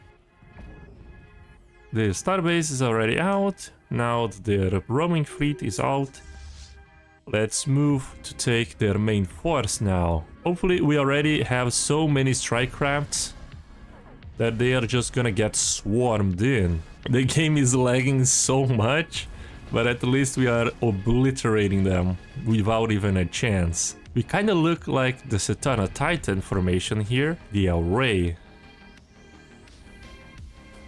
Yeah, our battleships are getting so close to their ships, it's kinda dangerous, fellas. And the ocean of strike crafts is just ridiculous. Oh boy. Look at the combat computers, how effective they are, right? Carrier combat computers moving in a close range, okay. That's so wonderful. Actually, let me just see which combat computers these guys have. They have the artillery, why are they so close? I don't even know. But yeah, we destroyed their ships. However, we kinda lost a lot of battleships. How much is it to reinforce them all? 190,000 alloys, but we have 200k. So yeah, pretty perfect. Let's begin the orbital bombardment then. Just the trail here looks like a Colossus fighting from how many ships we have. Now that the galaxy has used all of their favors to stop our latest resolution, we can pretty much adopt anything that we want. Just look at this, we have 6.6 million and all of the other empires only have 55,000. That's how strong the AI is in patch 4.0, my friends. Completely bad. Bubbles is now centenarian. How wonderful. Exciting news from our fleet commanders is being broadcasted over Nest Primus. Our adopted space amoeba Bubbles has just reached an impressive 100 years of age. Astounding. Let's see her fleet power. 28,000, yeah. The monster of space amoebas, Bubbles. Another one of our ring worlds has been fully completed, so let's start to colonize it and already upgrade 2 more ring world sections and start building up another ring world. Oh, the contingency, they just don't give up, do they? Now they are striking again the Fujio system. Let's do this and that. And I really think we should expand our navy just a little bit. I think I'm gonna build just about 2 more fleets. Let's copy 1, 2, there we go. And we're gonna use these 2 new fleets to take care of the arbitrators, because currently we do not have a lot of pops remaining to work our jobs. Oh boy, the contingency is approaching, and our ships are still not in range to defend ourselves. Yeah, let's hope the starbases can take care of it. Spaceport under attack. I don't think so. Yeah, this is gonna be an ugly fight, but our ships have arrived, thankfully. Oh, they should die. But yeah, back at what I was saying, we can actually take control of all of the arbitrator systems and grab their population for us. So let's declare war on the arbitrators and start grabbing their systems for us. To use just the first Carrion fleet, hire a commander. Perhaps, what about you, Datri Kawaraki? That should be all of their ships. They did quite some damage to our shields though. That's kinda scary. Ooh boy. Have we bit a little more than we could chew? Perhaps, right? They have so many escorts. Yeah, and escorts equipped with short-range weaponry. So things are not looking good for our guy here. Perhaps we should actually retreat. I heavily underestimated their fleet power. Another machine world destroyed, a victory for the entire galaxy. Though only 2 more machine worlds remaining, where is the other ones? There they are. Let's start moving towards that system, which is the closest route throughout the L-gates. Alright, that's not an issue at all. As a matter of fact, we can even use our hyperjumps now, because, well, I highly doubt any one of their fleets can take out 34 million fleet power of ours. So yeah. Alright, they send in a scouting fleet in close range with us. Let's see how strong they are. We are not looking at this battle because it lags so much, it takes minutes just to finish it. Well, we definitely suffered some losses there. 95,000 alloys to replenish them, but I think we're even gonna wait a little bit. Oh, we lost 7 million worth of fleet power. Oh my god, that was a lot. I didn't expect that much. Alright, we conquered one of the Fallen Empire worlds, so let's already start resettling them to our research ring worlds. Another Fallen Empire world under our control, 7.2 thousand pops. Juicy world. So let's resettle them to another research segment. So let's engage the 3rd Machine World Defensive Fleet, and voila! Let's see how fast we can destroy them this time. So far it has been a very easy battle, not many losses at all. And their ships can't even leave their starbase without getting completely destroyed. Oh yeah, my friends, I think we are quite powerful.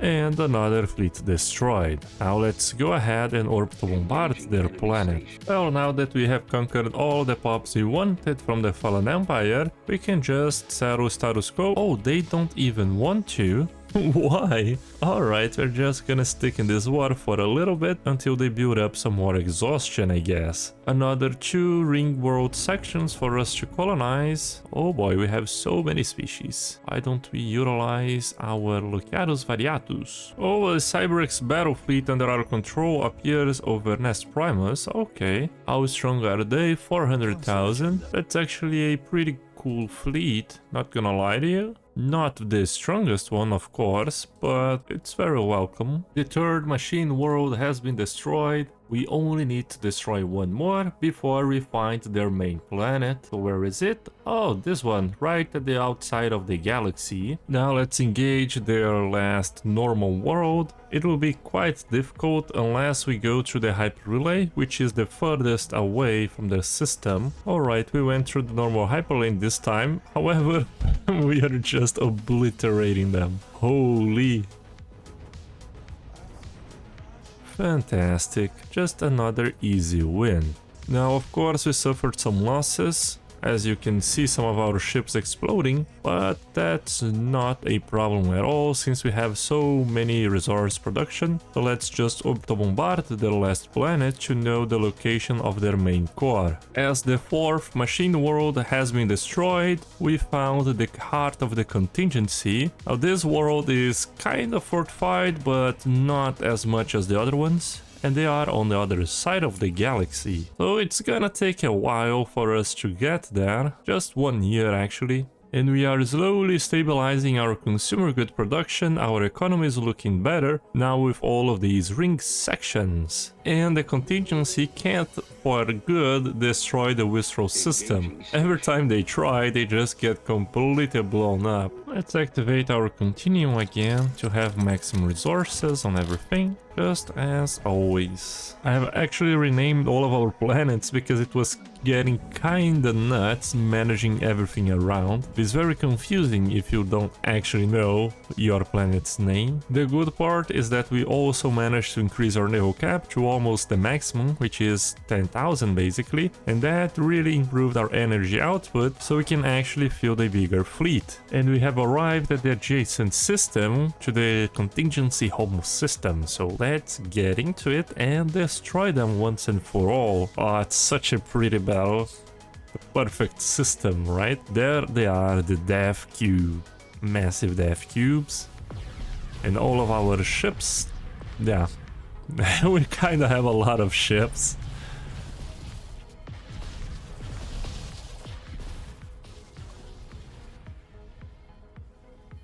But they are quite powerful, right? So many starbases here. So far looking very easy win for us, a complete stomp. So a very under control run so far. Perhaps we can even defeat the next crisis very easily and move on to the third one. I really hope that the next crisis is the Setana, because if we get Setana at the highest levels, oh boy, that's a totally different scenario. So let's orbital bombard the AR world, and with that the final contingency world has been destroyed and our first crisis was defeated. Alright, it is the Setana, my friends. Our arch enemy. Oh my god, we have never defeated the Setana before, and we are facing her with our strongest empire in the channel. We have never been that strong, and yeah, it's gonna be quite a battle. In the meantime, we are building up more ring worlds, and I think we'll also build up another interstellar assembly site, because whenever we build them, we reduce our empire size by minus 10%. Yeah, I was just looking around for Setana, and we found her. There she is. Well, since against the Setana, the main problem is not her fleets attacking us, but instead we having the military power to take her out, I don't think we actually need the Daedalus Seal for now. We can actually just activate the isolated contingency core to boost our megastructure build speed by 300%. And also the continuum, because well, we're gonna get 700,000 energy credits. We already have 295, so why don't we sell everything that we have? This way we will at least gain a little bit. Fantastic. Now we just activate the continuum, bam, everything maximized, and now the contingency core. Alright, a signal in the storm. What is this? Identify yourself. Alright. Log updated. Now she has declared war with all the fallen empires. We currently are destroying this awakened empire. However, we do not have the patience to go through all of it, so I'll leave it to Setana. No, Jane resigned to travel the universe. That's fair enough. She did a pretty good job serving our empire. Farewell, my friend. Very well. One fallen empire already down, only 2 more to go. I mean, we have so much megastructure build speed that we can finish an entire section of our megastructures within 1 year. Yeah, that's kind of ridiculous. Let's improve another Dyson sphere for us, our second. And another fallen empire dead. This time it was the Awakened Empire, which we were at war with. I think there are only the Panurian Zealots alive. And they are even imperious. They just don't learn, do they? Interstellar assembly now finished, and as you can see, our empire size greatly reduced by about 200.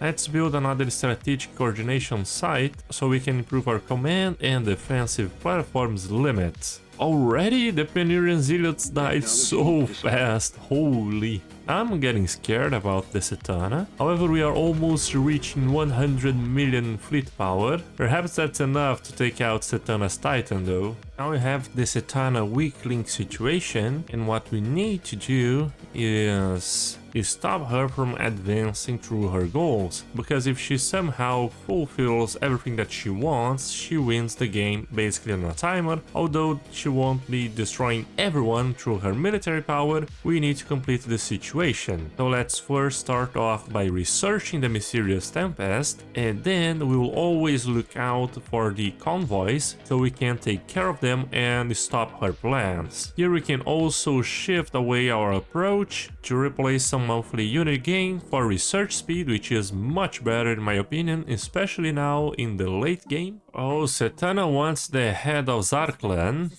The head is ours. We'll not allow you to have it. Leading light. As Setana makes herself known around the galaxy, the cosmos whispers in reply. Signal beacons light up the skies like flames burning in the dark, repeating a plea across the eons. We are here! We are here! The dim signals use Setana's same communication protocols, hinting at a common origin, yet our sensors revealed no other activity in their proximity. There must be something that our scanners are not detecting. Could someone truly have anticipated her return? That's what we're gonna see.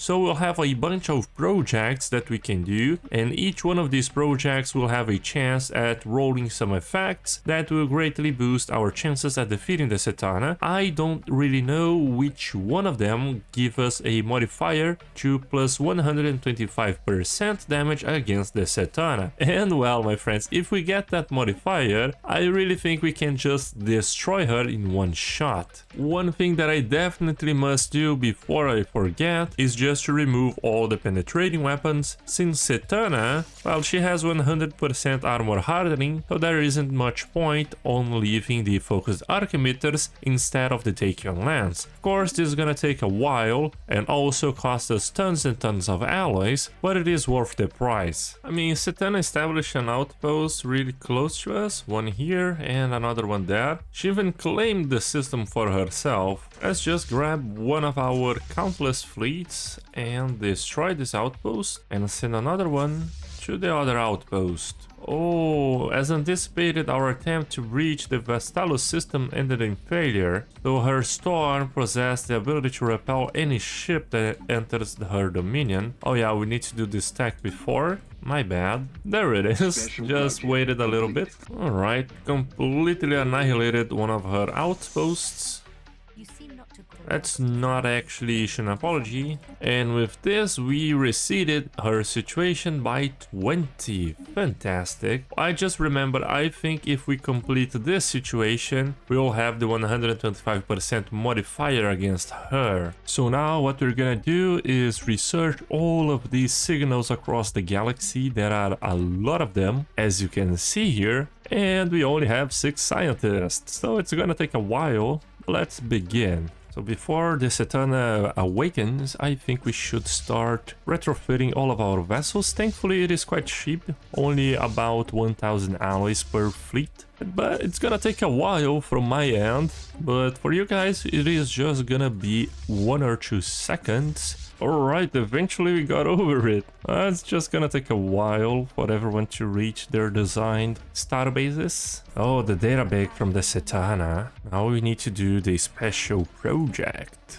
I mean, my mega shipyard is upgrading 1.2 thousand ships. Yeah, everyone decided to go here for some reason, and not our other shipyards. We currently have 6 shipyards, but they decided to concentrate themselves. Oh my god, Setana with a minus 75% research speed. You'll regret this, I guess. Oh yeah, we have no option. Oh man, minus 75% research speed. And all of our special projects are turning out to be empty calls, man. That's actually insane. Yeah, another empty call. Is there only one place? where we could acquire useful information about the Setana. Here in the system we have 5 special projects for some reason, which is kinda suspicious. Alright, just as expected, that place was the one that had the actual insights on the Setana plans. I mean, now that we have so much energy production, currently at 66,000, I think it would be a good time for us to start reinforcing our fleets even further. So we produce another 7 fleets, which would cost us around 276,000 alloys, putting us at 16,500 naval cap. We have finished all of these special projects, however we do not have the necessary points to finish the situation. So what I think we can do is raid her outposts, and perhaps this time we can finish this event. So let's grab all of our brand new retrofitted battleships, not this one, but this one instead. Let's send them across the galaxy to fight Setana's outposts. I mean, these suckers right here, they have their borders close to us. What we can do is just change the focus to Setana, and with that, they should open their borders, right? Fantastic, now we can access another one of the Setana's outposts. That was here.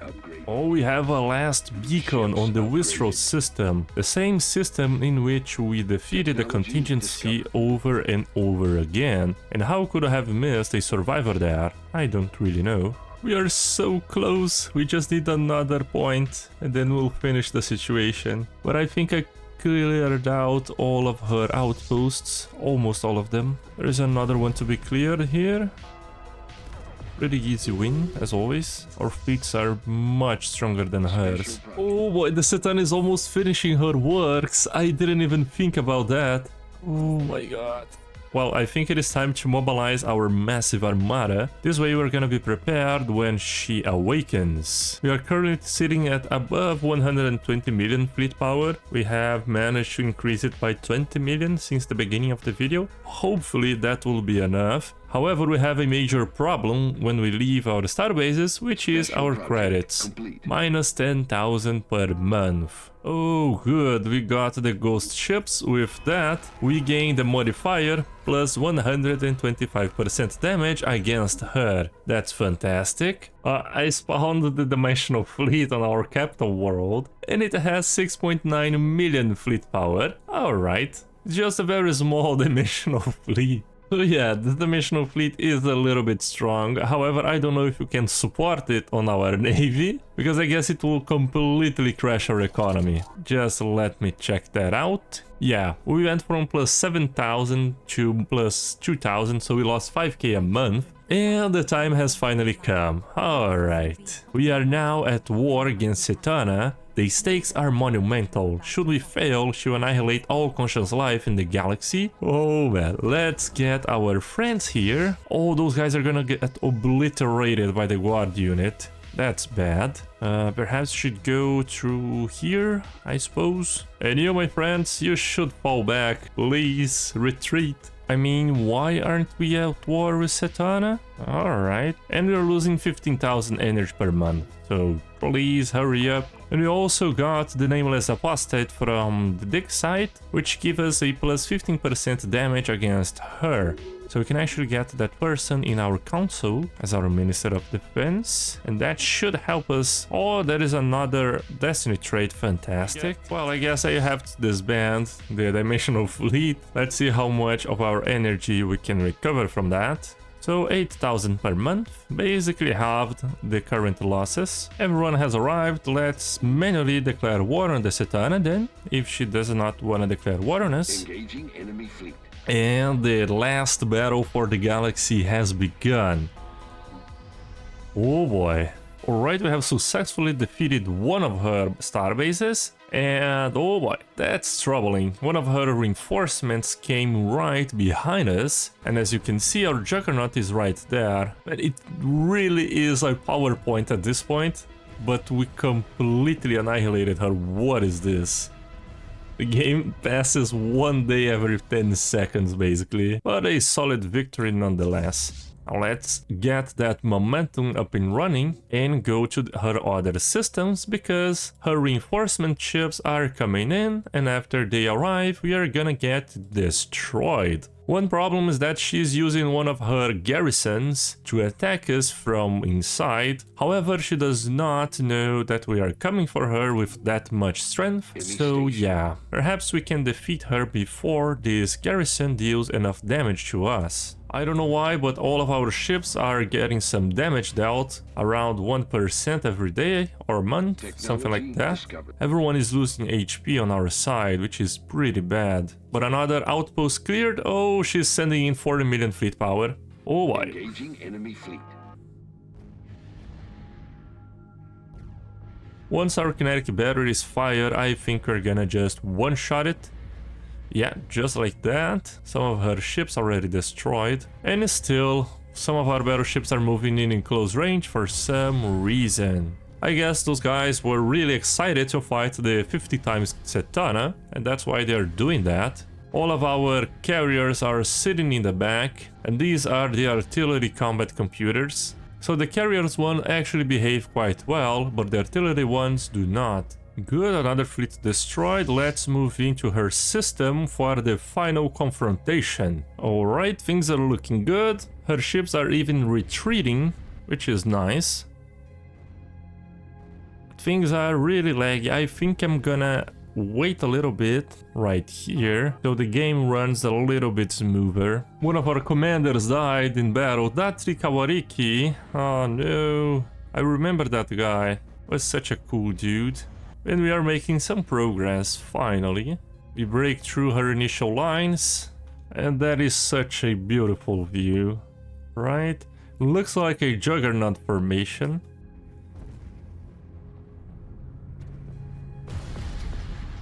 I'm just gonna let you guys enjoy a little bit about this battle, because it's the final battle against the Setana. Such a memorable moment.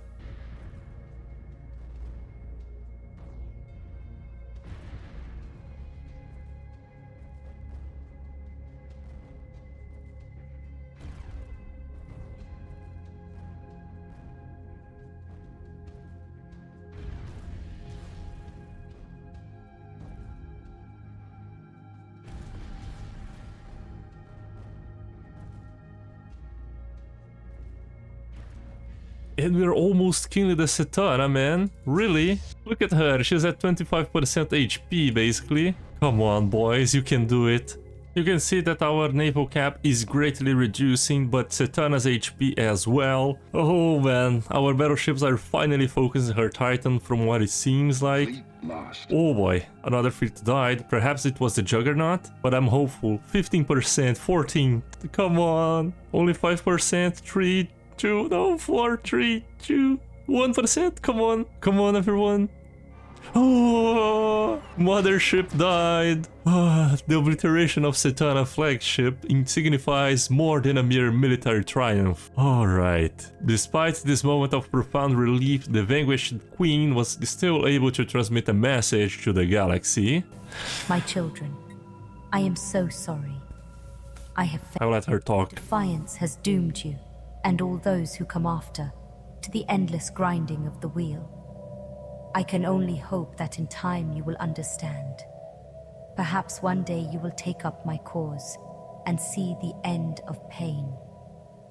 Go in peace, my favored ones. Oh, that's it, everyone who killed her. Fantastic, man. Such an accomplishment. I have never defeated the Setana before. This was our first victory against her. Oh boy, this crisis is tough. We must study what remains of her technology, obviously. Out of the 120 million fleet power that we had, we dropped to 42 million, and our energy credits at least got fixed, plus 25,000 per month. Oh boy, yeah, let's see what are the remains of her technology that people kept talking about. These ones. Man, if we could have her strike craft, I think that would be great for us to defeat the next crisis. Setana defeated, we gained a little bit of happiness and almost 1 million unity. And man, the game looks so smooth now. It's so incredible how a couple thousand battleships do to your computer. It will take a while for us to rebuild everything that we have lost. However, we should start our preparations for the next crisis, and that includes leveling up our starbases to ones they were before, because until we rebuild our navy, we will definitely rely on our starbases defenses to take out the next crisis, which should be at 100 times or 150 times if you count the Grand Admiral difficulty, which basically buffs all crises by 50%. Now the unbidden just spawned in right after I was min-maxing a little bit of stuff. And oh boy, do they spawn in with a pretty good fleet of 76 million fleet power. I think I'm gonna try something crazy. We currently only have 46 million, actually 53 million, I don't know why it's showing only 46. However, we had 120 million, most of which was destroyed by the Setana. We have lost countless lives in the battle in the Utopian system.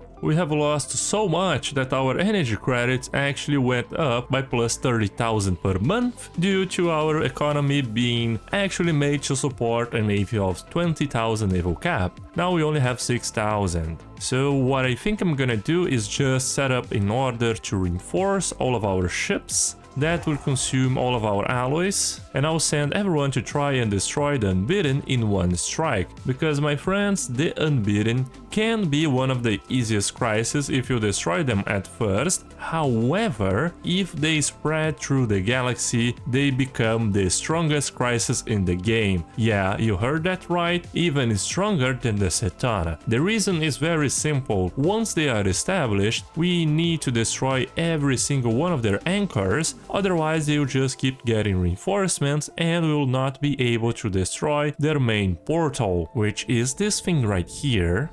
Yeah, we need to kill this to defeat the unbidden. So yeah, things get a little scary if they somehow manage to spread. And yeah, the little guys here, they are quite desperate, they don't know what to do, the galaxy is under attack, our forces have engaged the unbidden, but we have little hope of holding them off for long. Of course, my friend. You only have what? 10k fleet power? How are you supposed to hold off anyone? 76 million, and the other ones are a little bit weaker at 30 million. And one of the main sources of lag in this patch I'm currently seeing is if we click this doom stack right here, our PC is gonna basically crash, it's gonna slow down a lot. So after 4 long minutes I can finally see the unbidden systems. However, we won't be targeting the systems at first, but instead a nearby one, just so we can assess the situation once our fleets are a little bit closer. They're gonna take 203 days, which should be pretty quickly after we just deselect the ships. There we go.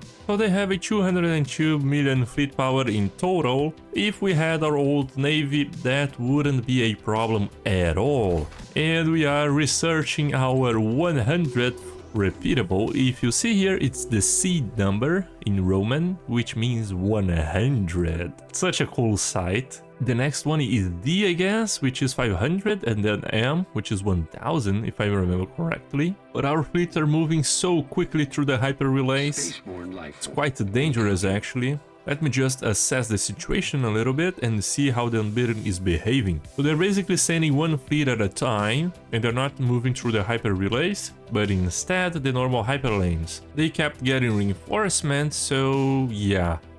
If we can outrange them and destroy one fleet at a time, perhaps we can make some good progress here. However, there is a very big problem that this intersection, where our fleets will collide, it is pretty close the two hyperlanes exits, so we need to be a little careful about that. There are 5 unbidden fleets coming that way. However, I think we will arrive to the hyper relay, right? Which is on the other side, so if all of our ships arrive to the hyper relay, we should be fine. Let's actually do something, this and that.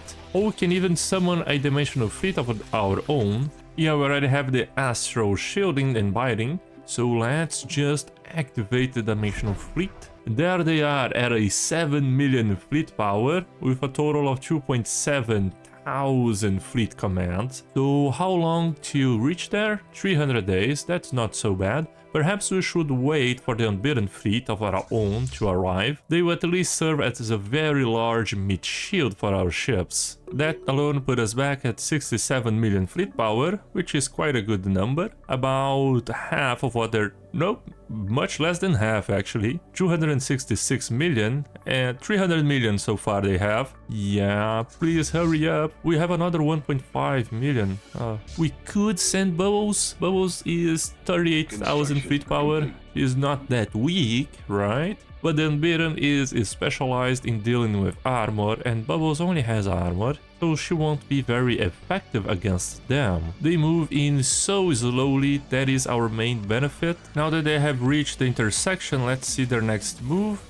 They're sending their largest fleet towards us, which is good. We already are very far away into the system. I just need to do a little bit of management, which is basically send our fleets in a place that they will face the Unbidden when they arrive. This way they will all fire their X-Slot weapons instantly. Now it would be a good time for us to use our Deadly Seal so we can protect all of our borders. Since, well, my friends, we have an owl gate, wormholes and etc. that are basically destroying all of our choke points, making them useless. So let's activate the continuum first so we can grab all of these resources. Then we do the astral action and activate the Deadly Seal. With these extra alloys, 300,000, we can safely reinforce a little bit more of our fleet. Now we only need about 1.4 million alloys in order to get it back to once it was before. Alright, the Unbidden approached, and why they don't have any shields? Oh, they were in a shield nullification system. Here. Fantastic, man, that's gonna be like such a slaughter. What we can do against the Unbidden always, my friends, is this. Can activate the military applications and use shield damage, because the Unbidden is only comprised of shields. So let's see how our fleets fare against them in this engagement. They are really slow. I will let you guys enjoy this slaughter for a little moment.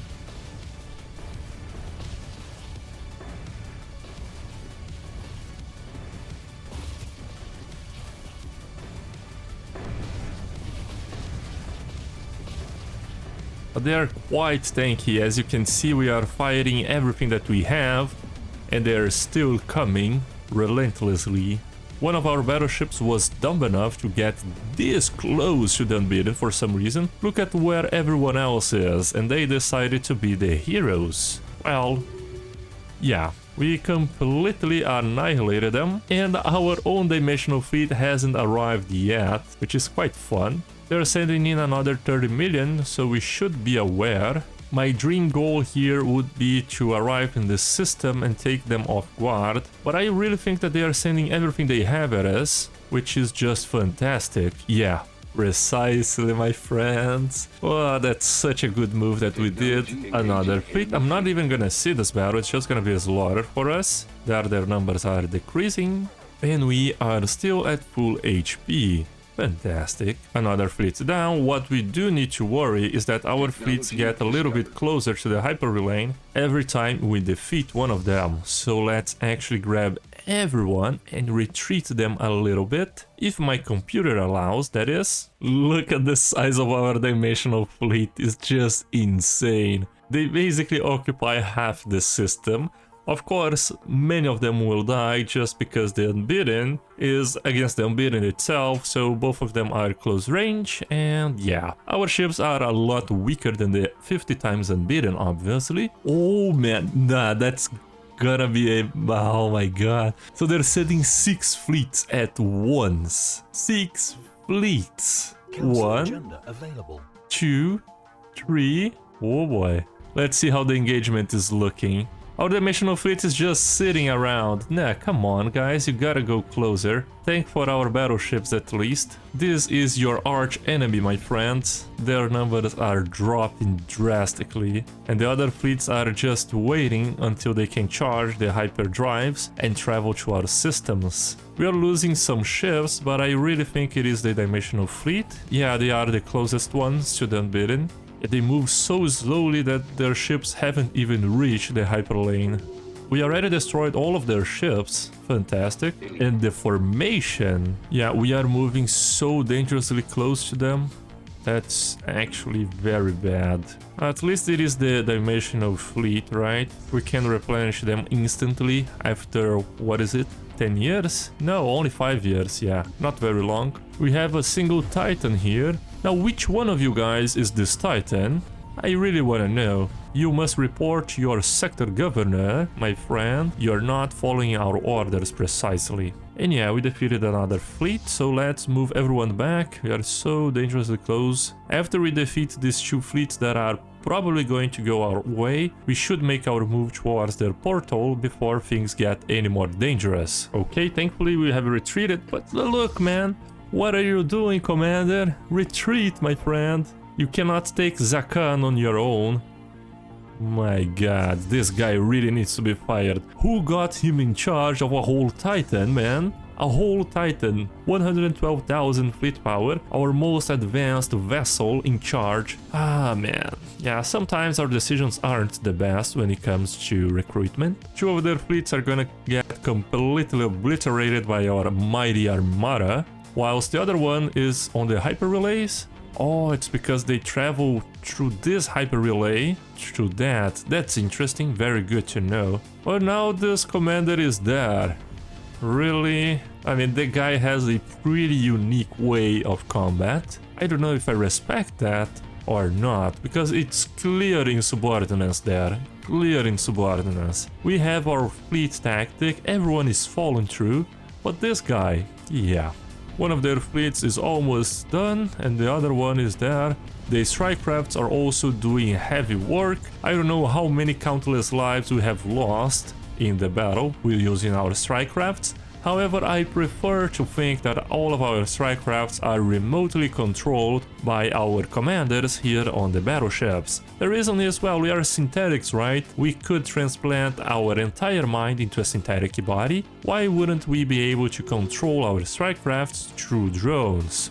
So now that the other unbidden fleet is very far away from us and the other one will arrive in quite a long time, we can make our move towards their portal. But of course, one of our commanders thought it would be a good idea to go through the hyper relay, which is not a very tactical decision, my guy. Why don't we go through the hyper lanes instead? Since if we all travel through the hyper relay, we'll be right on top of them, and they are close range, we'll get completely obliterated. Since kinetic artilleries also don't have any type of damage close range. The way you can bypass this decision is just by ordering everyone the closest to the hyperlane, and after your ships arrive here, the game will basically follow the closest path towards the next system, which will be the regular hyperlane instead of a hyper relay. Yeah, as you can see, our ships are gonna move through the regular hyperlane, and bam! Fantastic, let's engage them.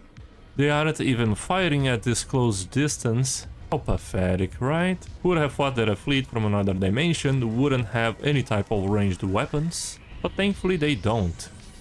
And our dimensional fleet is a little bit dumb. They are moving to the center of the system. Oh, there, my guys. Fantastic, another one destroyed. Let's see here, they're almost going through the hyper relay. Now we move on taking their anchors. Really tanky, but not tanky enough. Now let's face their last fleet remaining in the galaxy.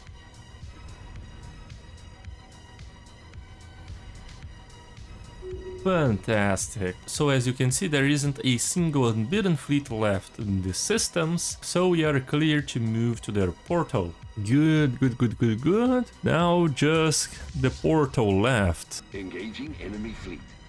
There we are. This military station is quite tanky, not gonna lie. Just look at the modifiers down there. Plus 15,000% in everything basically. It takes a while for us to disable its shields, but once our kinetic batteries start firing, they are gonna get completely blown away. Almost there. Some of our battleships are really excited and moving in close range, but they are soon learning that it wasn't a good decision. So their anchor is finally dead, and now we can destroy their portal.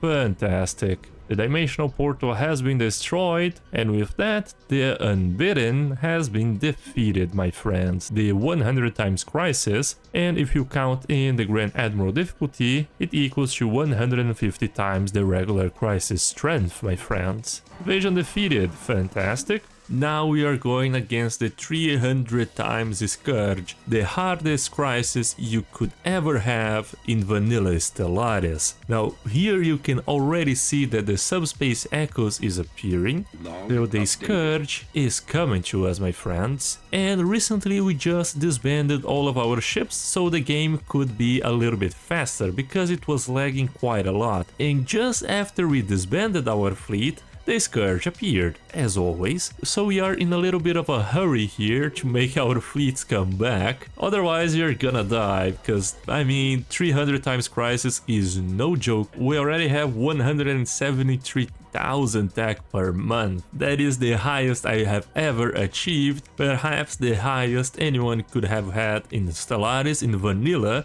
at least, without abusing any type of glitches and exploits. All we did here, my friends, was very simple. We built a ton and ton of ring worlds, utilizing the Fallen Empire buildings, the research buildings, and also the automation building. So if you look at this, you'll see that we are spending over 23,000 energy credits just to maintain our buildings. Our economy is basically run on automation mode at this point, and that's how we fielded that many tech. Obviously we have over 360,000 pops, that's actually helping us a lot, and the empire size is pretty high, 1.1 thousand. But at this point in the game, we have researched over 112 physics repeatables. That is only one field, right? We still have the energy weapons damage almost at the same level, and that goes for every single one of these. So in total, we have definitely researched over 1,000 technologies. Our star bases at this point are pretty damn strong. If you combine all of their fleet power, you would end up with something in the region of 7 million. Just so you know, we are so deep into the repeatables that Bubbles, our space amoeba, has 45,000 fleet power. Yeah, my friends, that's kinda insane. Our regular star post has over 5,000 fleet power, and our battleships have over 77,000 fleet power. The Juggernaut itself has 400k, so that is the ultimate endgame empire in Stellaris. Before I disbanded our fleet, we had around 170 million fleet power. Right now we have 92 million and currently improving every single month. Thankfully for us, the Scourge really takes some time to appear, so during this we can improve our fleet furthermore. Our main concern right now is the consumer goods deficit, because our trade is not enough to buy all of that. Although we are selling over 12,000 energy credits, 4k minerals and 1,000 of each rare resource. Hopefully we'll also achieve our Federation level 5, that will give us plus 25% damage against the endgame crisis. Fantastic, Federation already at level 5, so you can bring it in, the Scourge. Alright, approaching the outer ring, just as I call them in. They're almost upon us. Let's see the breaching point. Thankfully we don't have any systems in the outer rim of the galaxy, and they will be arriving there, just where the contingency was, and the unbidden as well. If I remember correctly, the unbidden was right here. So this section of the galaxy is really cursed. Thankfully this is the last crisis. After that they won't need to worry about anything else. So what we can do is already start moving up all of our ships there. We currently managed to expand our fleet power from the old 70 million to 102 million. Let's hope that that is enough. There is a shield nullification system there. That's not very good. Perhaps we could go this route and avoid that. Let's also activate the dimensional fleet. Now this fleet, my friends, is gigantic just because of our naval size, and it scales off of our naval capacity. So here you can see that they have 8.9 million fleet power, and if you look at this, well, they aren't appearing. Yeah, there they are. A lot of unbidden ships. We should also activate our Deadly Seal to prevent the Scourge from traveling through our wormholes and gates. So yeah, there they are. Let's see. A bunch of nonsense because we can't understand them. Let's see their fleet power. The first wave has arrived. Oh boy, 750 million. Is that correct? No, it's 75 million. Alright. I got scared a little bit. Imagine if they had 1 billion fleet power per fleets. Oh my god, yeah. So only 72 million each one of these vanguards. However, keep in mind this is only the first wave. The second wave is much stronger. So in total they should have around 2 to 3 billion fleet power. We have a problem, Houston. They are inside a cosmic storm that increases our ship upkeep by plus 50%. And disables any type of regeneration. So ideally we do not want to fight in this cosmic storm because it will completely crash our economy and also deal damage to our ships over time. And since it is hull damage, our ships do not have that much hull. They do have a lot of armor but not hull, so we'll be very much exposed there. Since damage to hull also reduces our ship damage and fire rate, so it is tremendously bad. So let's begin our first engagement. They are here and they're gonna travel to the Saolia system. So we're just gonna wait for them to reach the system and we will jump there. We have 111 million there, so we should be able to take them out. Well, there they are. Let's go ahead and go there. Hopefully they won't arrive in the system very fast. Alright, just destroyed everything, but bam. 21 million starbase just appeared out of nowhere. Yeah, that's cool. So far it has been such an easy fight. They are still pretty far away and we are completely annihilating them. Fantastic. One fleet destroyed, let's move on to taking them out. Now there is something we need to be aware of, which is their second fleet. So we can't be very close to those systems, because if they receive the reinforcements would be right on our heads and we would instantly vanish. So what we need to do is just retreat and wait for their main force to arrive. We need to be careful about their fleets going through the hyper relays. So although we destroyed the system, we need to stay further away from that. So what we can do is actually travel here and then there. And let's see, yeah, here the hyper relay is far enough. We can comfortably travel to the system after we arrive at the destination closest to the hyper relay. Alright, thankfully, the second wave already arrived. Let's see. Alright, that's quite a lot. 85 million each of the Vanguard fleets. And yeah, they have arrived in the nearby system right here with 240 million. So if we sum things up, they actually have 1.3 billion fleet power. You heard that right, my friends. 1.3 billion. Yeah. And I don't even know if these ships are overflowing in fleet power, because if they are, well, that's much more than what is showing here. Let's actually attack them. Although they have 240 million, we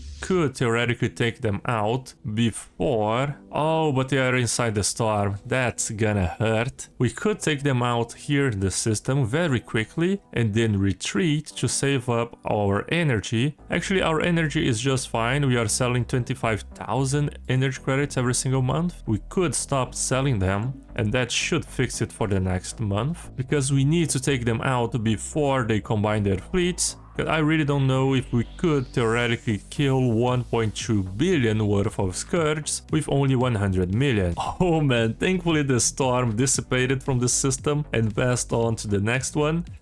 So yeah, it's gonna be a good battle here. Our first fleets have arrived. Just don't move in close, please. Don't be dumb. Yeah, I know, my friends, the situation is dire. We are already fighting them, don't you worry. If we can't destroy them, you're all doomed. But man, so far we are dealing negligible damage to them. What is this? Wow. Is it all of our fleets here? Just the dimensional fleet stood behind. They are kinda slow. There we have it, our Titans and the ones from the GDF, which are much larger than the regular Titan for some reason. Oh, they sent in another reinforcement, 24 million. I think that as soon as our kinetic artilleries start firing, we should deal a lot more damage. Because right now it's only the taken lances. It's quite dangerous, we are moving so close to their ships. They are here, almost upon us. Yeah, they are already destroying our battleships. Oh boy. I don't know if we should retreat, man, because if they scourge somehow, you know, infest the whole galaxy, we cannot defeat them. The same situation basically as the Unbidden. I think I'm gonna look away from the conflict. Perhaps this way our ships can do more damage, since it won't be lagging that much. Okay, things are looking good now. They are reinforcing their ships, but it's even good that they reinforce it because we have so many strike crafts stacked up in the system that once they moved in, they're just gonna obliterate the next target. Look at this. Wow, it's just an ocean of strike craft. Just look at this. It's so absurd. I don't know how my PC is handling all of this. What a warrior. Oh my god.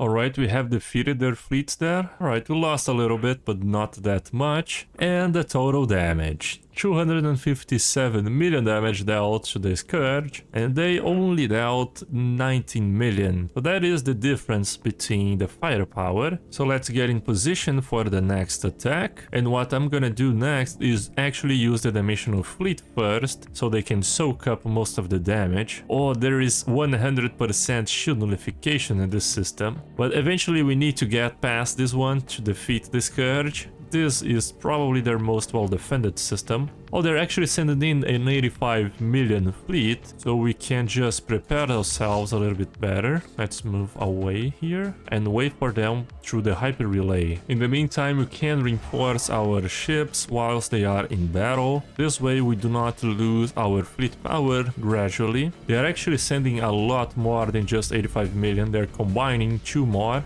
with approximately 200 million fleet power coming our way. A little more than 200 million actually. 240. There is our defensive position. We should go ahead and strike them. Ah, they are really into this fight, right? Sending a lot more fleet power. And we are moving in dangerously close to them. What is this, my friends? Why are you that close to their ships? I'm actually starting to think we should retreat our vessels because, oh boy, things are not looking good for us.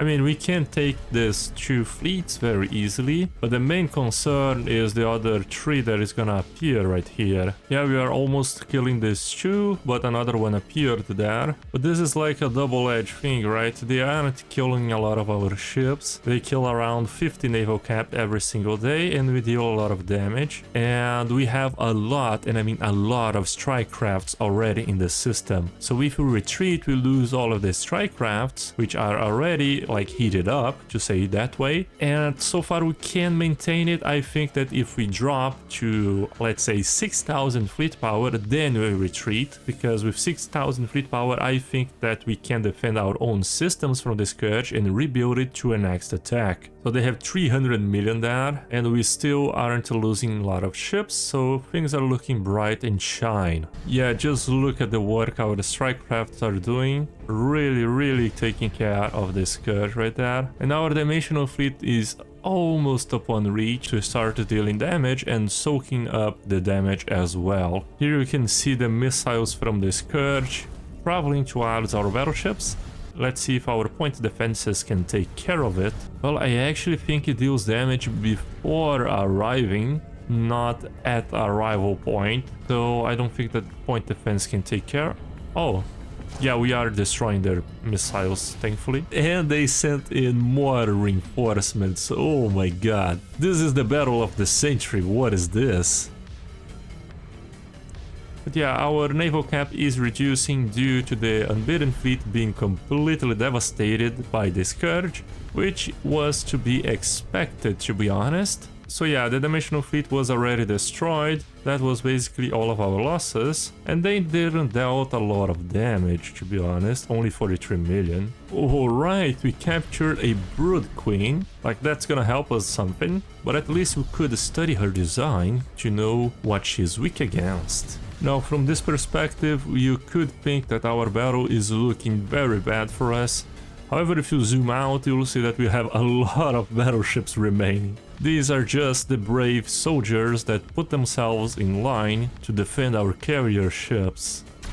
Because our carrier ships are doing a lot of damage with all of these strike crafts. So yeah, we managed to successfully beat this battle with all the strike crafts. Can we actually look at the damage? There we have it, 341 million damage. Most of them was dealt through the take-on lances and the other ones through strike crafts and kinetic artilleries. So take-on lances really doing some heavy work for us. Later on we can reverse engineer these components if we were to get even stronger. So our overall fleet power has reduced to 79 million from the original 120. However, we do have a lot more edge over the Precursor than we began with. So let's go to the Parliamentary System and try to destroy their starbase there. I think they're sending in this reinforcement. Yeah, they are. They're sending in even more ships, thankfully, so we do not even need to move. Again, our fleet admirals using the tactic of utilizing some battleships as the front line, whilst the main damage sits in the back line.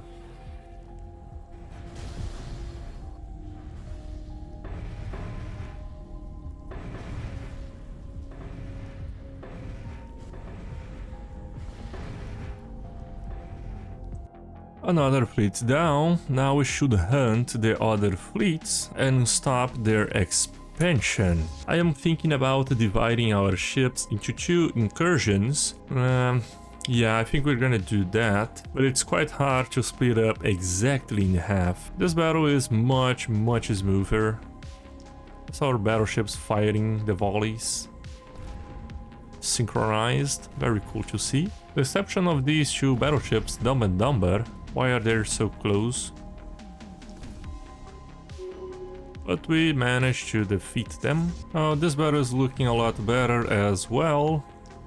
Just a few of our ships against one of their scourge vessels. So yeah, perhaps we could split up our main forces and comfortably take them out. I think it's even better than if we group them together due to the amount of lag. Our battleships can even kite their smallest vessels.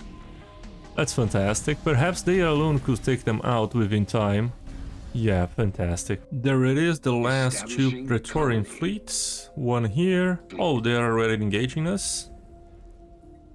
Should be one of our last engagements against the 300 times crisis, my friends. Let's see if we can take care of this. The artillery volleys are so cool and they do so much damage. It's actually insane. Perfect. Now it should be a smooth ride from here. They only have 1 left fleet, 25 million. Let's even utilize our jump drives to take out the last Praetorian fleet. Yeah, we are audacious at this point. Oh, what? No way. Alright, they appeared with another 150 million fleet power just in the system. Alright, I think it was the Praetorian reinforcement just because the year passed and we were just about to utilize our jump drives to take out that system. Well, not anymore. Let's jump to this one instead. So we took out that fleet and this one is just sitting there, so we can just, you know, go through here. Oh, what is this? What is this path, my guys? Please be the final Scourge fleet.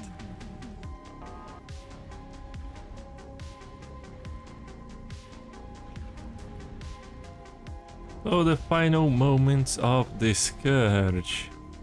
Completely hopeless. Fantastic. And with the last destruction of the Scourge starbase, we should theoretically win the game. Fantastic.